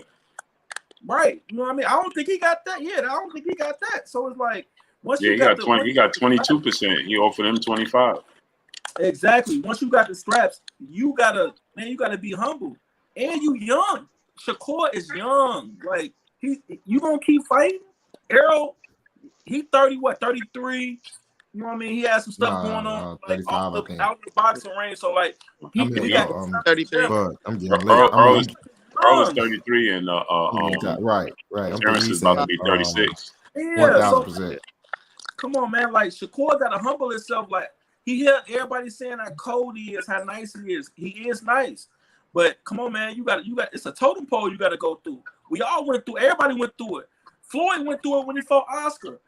Yeah, but him and he's trying. Hold on. Because his fight with Oscar was a lot of money still. Yeah, no, we know we gonna get into semantics. He's talking about him doing the action of taking the lower end. That's all. We're not gonna get into how much was it. We'll be in the weeds. We'll be in the weeds of it. But he was saying just the action. That's what he's saying. He's saying the action. Another 27. Peace and blessings, Queen. How you feeling today? Barry Dawson, what's up? Frank, what's up, brother? What you got to say on this? What is Jason? If I can remember, is it Jason? Yeah, it's Jason. Yeah, well, what's your closing argument on that, good brother? You think Cole is right for telling Devin to put his whole check up? Inside, man, I like to rewind a little bit back before I jump into that. Listen, I'm a Tank fan, but I think just being a boxing fan and put my personal feelings aside, I learned that with the Spence and Crawford fight. You know, you know what I mean? Like I think that Shakur is the best out of all of them. I just think that and watching his fight and his skill set, I think that he'll beat Tank with distance and a jab, and and be able to. I don't think Tank will be able to get inside of him like he like to do. And I think that he'll beat Devin as well at 135. Maybe not at 140, but definitely at 135. I think, and that's just me as a boxing fan. I'm a huge Tank fan. That's my guy. But being a boxing fan, I think Shakur beat Tank. That's just my opinion. Who do you got out of Tank and Devin? Out of Tank and Devin at 135. I go with Tank. That's he put that caveat there. He said at 135. Yeah. Do y'all think he'll come back to 135? I don't think he'll come back. I don't think so. No, I don't think so. What you got? Leonard Ellaby and Bill Haney had a conversation. And I don't think they're coming back out. Bill Haney came out. Bill Haney came out. He said the conversation with Leonard Ellaby. He said that that fight is gonna happen one day, but it's not happening right now.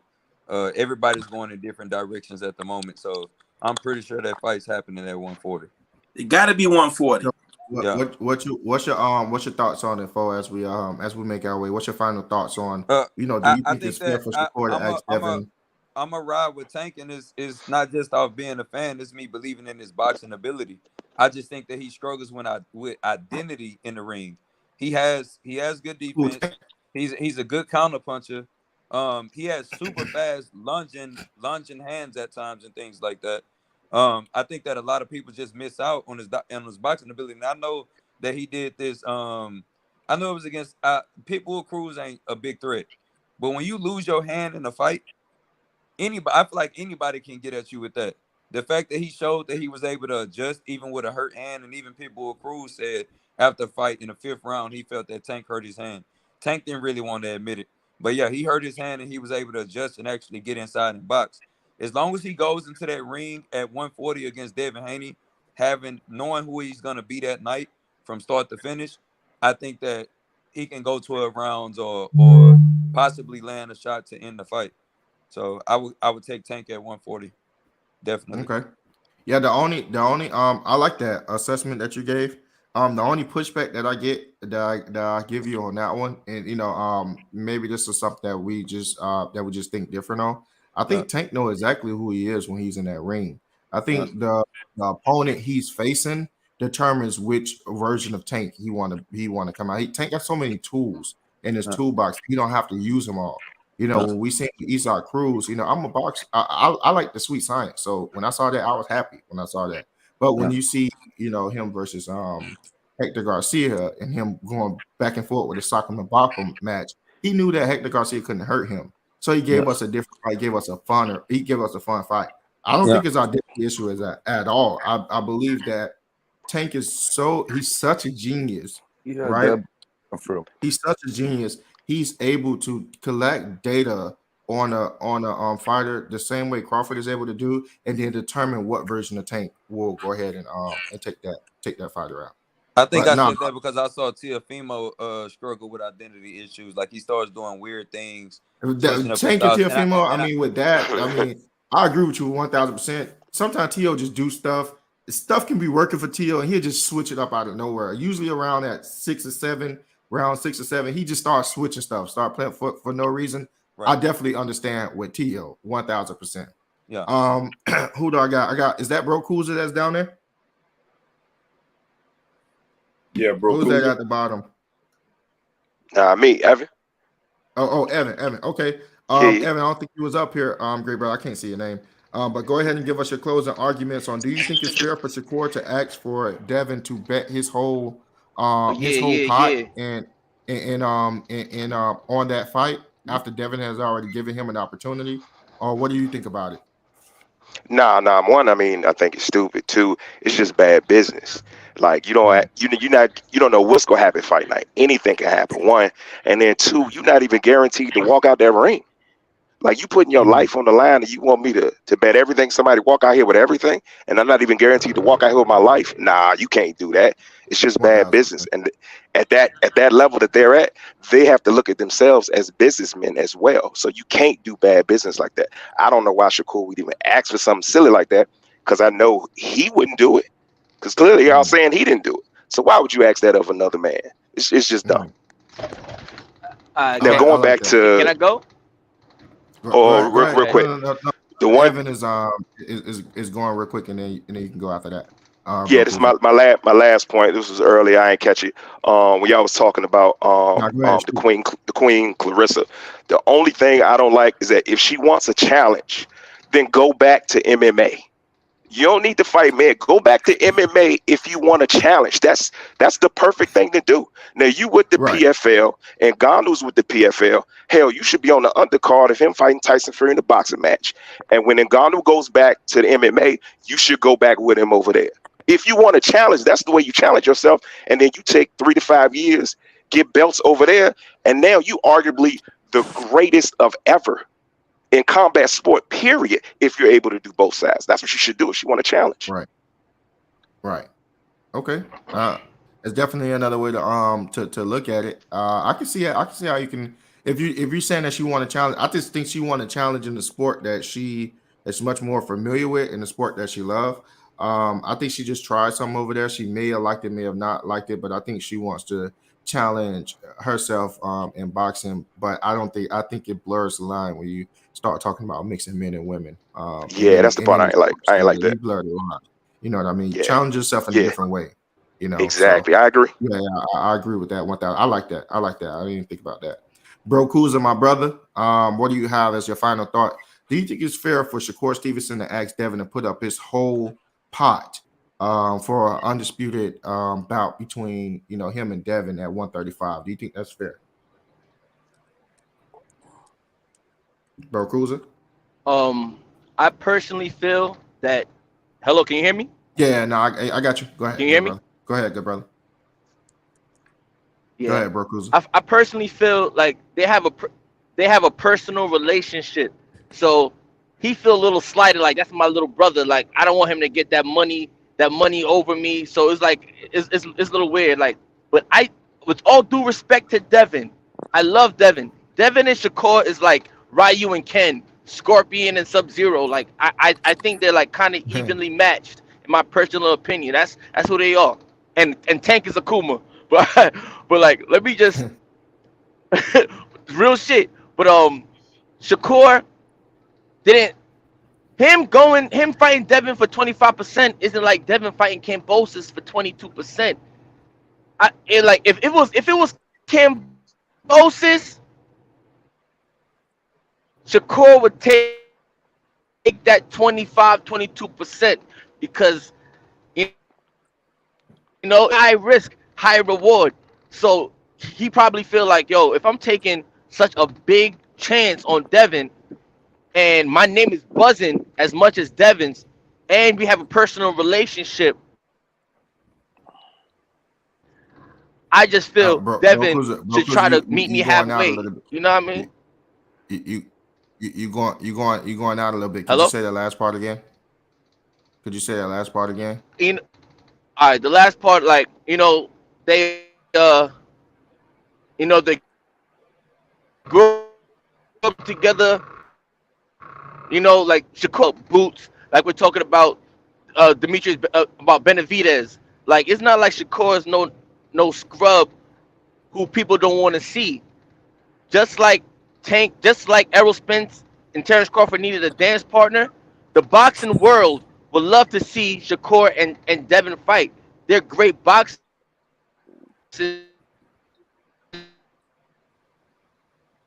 Hey, bro, Kuza, bro. Hey, hello. I think he's basically he's trying to hello. say that. Yeah, I think I see what he's saying too, bro.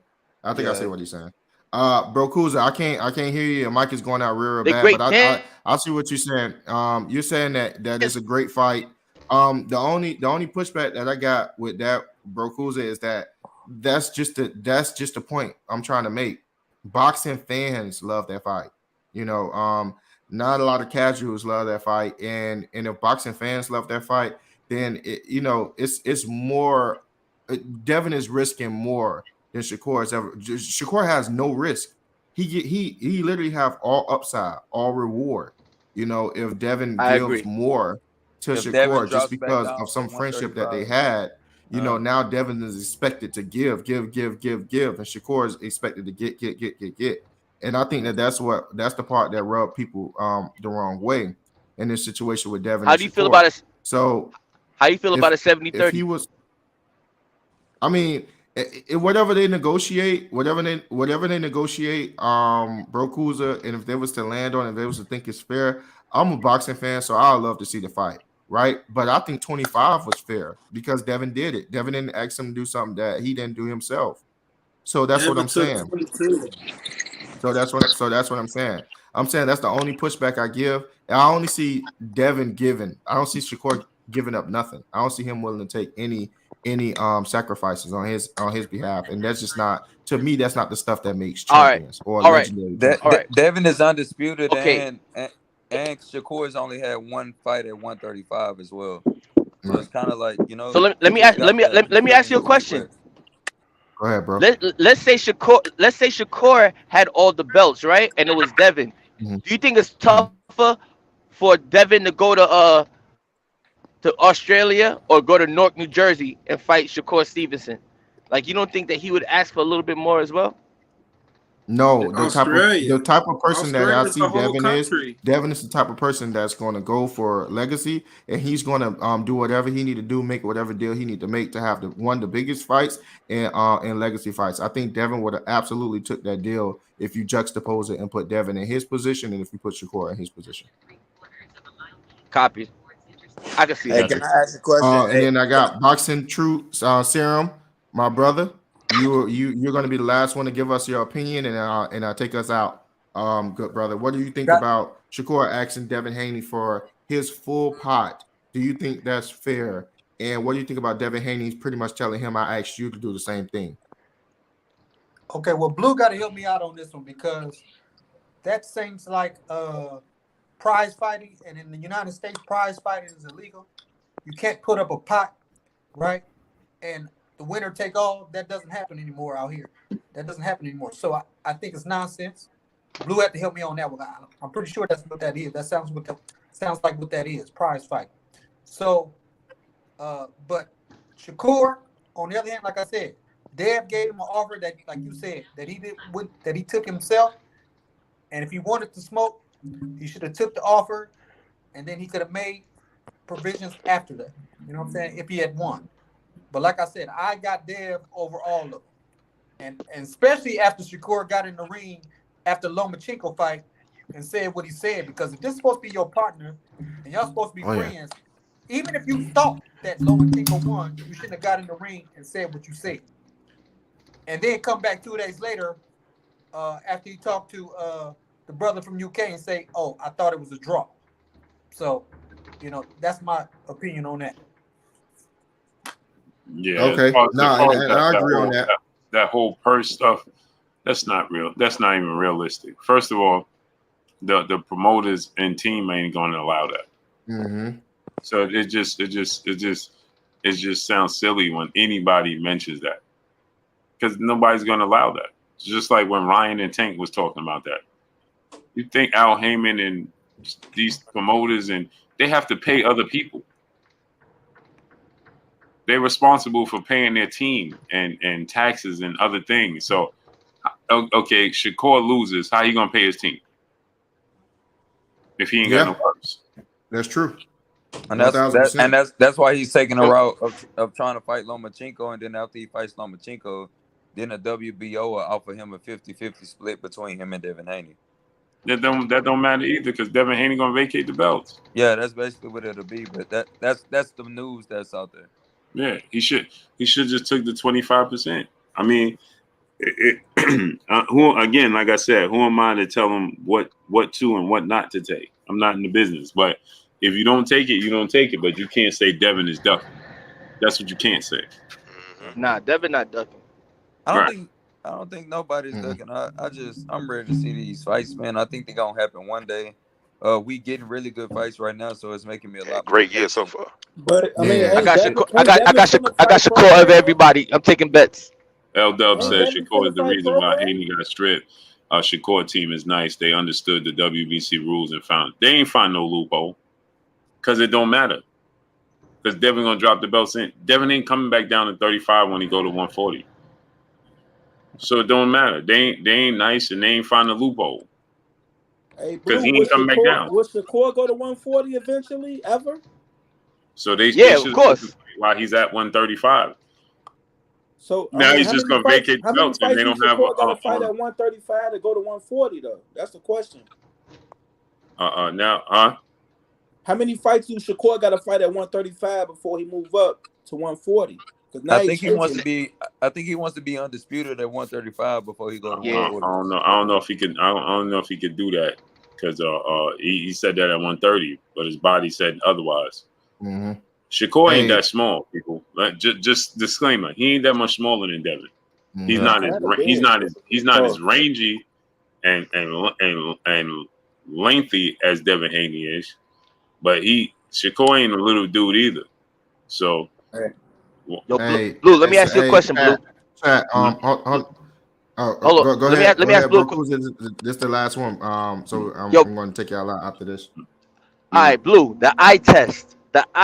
You watching those three lions? The eye test. When you're watching them fight, who are you most impressed by the muscles and like their muscles like twitching and they're reading their IQ? Who are you most impressed by out of the three lions, three kings? None of them. And it's all the same. And I'm gonna tell you why. Like, because they all do it in a different way. So Devin's feet is faster. His feet and his hands move at the same pace as his brain. That's impressive to me. Shakur Stevenson's ability to sit in a phone booth with you and swim without getting wet is ridiculous to me. Tank Davis' ability to set you up and set traps to get you out of there, you know what I'm saying, people are enamored. I say this all the time. They're enamored with his power, and that's not what it is. He's like Terence Crawford. It's how he delivers it. You understand? But everybody gets focused on his power and dismisses Terence Crawford power when they deliver it in the same way. They set you up to be in positions where they're gonna capitalize on their power. Same thing Deontay Wilder does. He sets you up to get knocked out. 1000%. But the problem is that we pick and choose who we want to put in what position. So to answer your question, who do I think is more impressive? You talking about their twitchiness? Devin Haney is more twitchy than all of them. Ring IQ. Ring IQ is all the same. All their ring IQ is the same. They just deliver it in a different way. You know what I'm saying? They all super duper smart. It's just how they do it. Shakur set you up in the phone booth, not exerting no energy. Devin exerts more energy doing it, but he puts you in positions with these punches to the body, and he makes you open up in different ways. And Tank just does it in any which manner. He'll walk you down if he chooses. Power though, Blue. What about power? Well, I mean, the natural raw power is Tank's. Tank got the natural raw power. I'm going with that. I gotta go with the power. Y'all can't get Power you in that. don't win fights. What if the distance? Power What don't if the win distance fights. is If controlled Power by won Devin fights, Haney? Mike Tyson would have beat Holyfield. George Foreman would have beat Ali. Spence would have beat Crawford. Canelo would have beat Floyd Mayweather. I mean, the list goes on and on. What about chin? All their chin is the same. People get confused. Tank got the hardest chin. Nah, Tank got the hardest chin, Blue. Tank got the hardest chin. Tank got the hardest got that chin. Hey, Blue, I'm gonna leave you to it on this one, good brother. Okay, Tank. All right, great brother. Yeah, this is the last one, but Tank chin. Tank definitely has a granted chin. All right, great brother. See you later. But Tank is more tucked away than anybody. So and you got to remember, people are afraid to commit to throwing anything at Tank because of what's coming back. So are they truly sitting down on their punches? Because Tank is very fast. He's just as fast as Devin and Shakur. He's just as accurate as well. He's just as accurate. So the thing is, he's just shorter. So you play that game with Tank if you want to. But he's not as long. He's not as long as that. Cody, you need to DM me, man. I'm seeing you in the chat. He's gonna knock you in the third row. You play that game with Tank and miss. See, Devin, you miss with Devin, he'll make you pay, but you live to fight another day. Same thing with Shakur. You play that game with Tank and you miss, and you sit down and you sitting there squared up or something silly, he's gonna put you in the third row.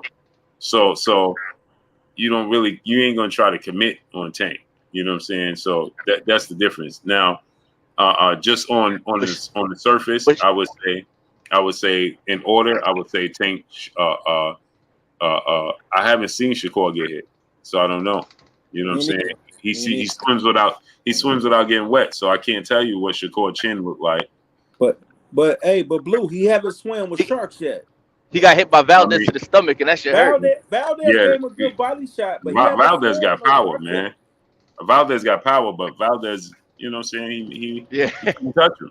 And Tank said that Tank's literal words about Shakur was he ain't never been hit. So what happened?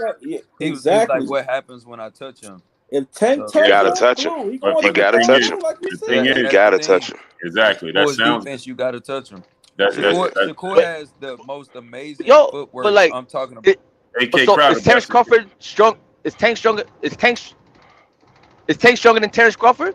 Like Shakur taking Terence punches, so he could take Tanks. No. Yeah, but you gotta keep in mind. Smart. He's not homie, man. Terence Crawford ain't teeing off on Shakur, man. Yeah, it's different. Come on, man. And they ain't sparring with headgear and big gloves on. Yeah, he'll hurt Shakur. He'll hurt. Yeah. It's different. Like he's learning. Shakur pushes him for sure, but it's not the same. But let's get out of here, people. I appreciate you, Blue. Brother. Sorry, I was so appreciate you, brother. No, it's all good. We'll be back on. Yeah, salute. We'll be back on 9:30 tomorrow, people. For sure. Yes, sir. So.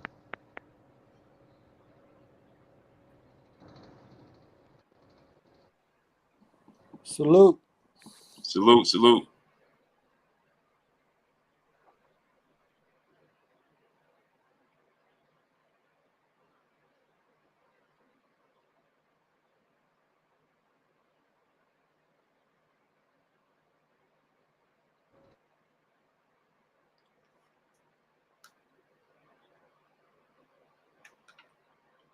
My brother Sylvester Simple in the super chat, he said, I want to see Shakur versus Tio. Can you break it down?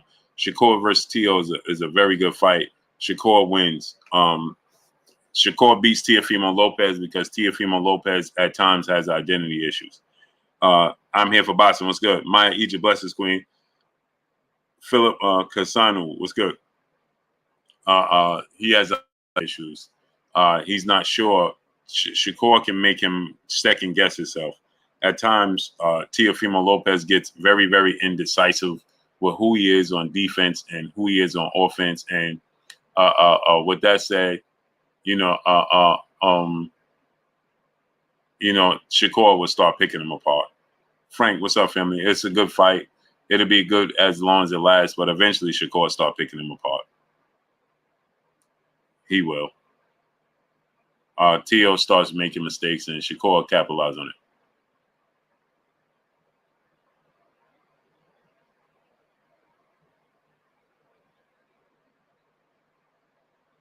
So I appreciate y'all coming through, starting up, holding your boy Blue down and showing me love.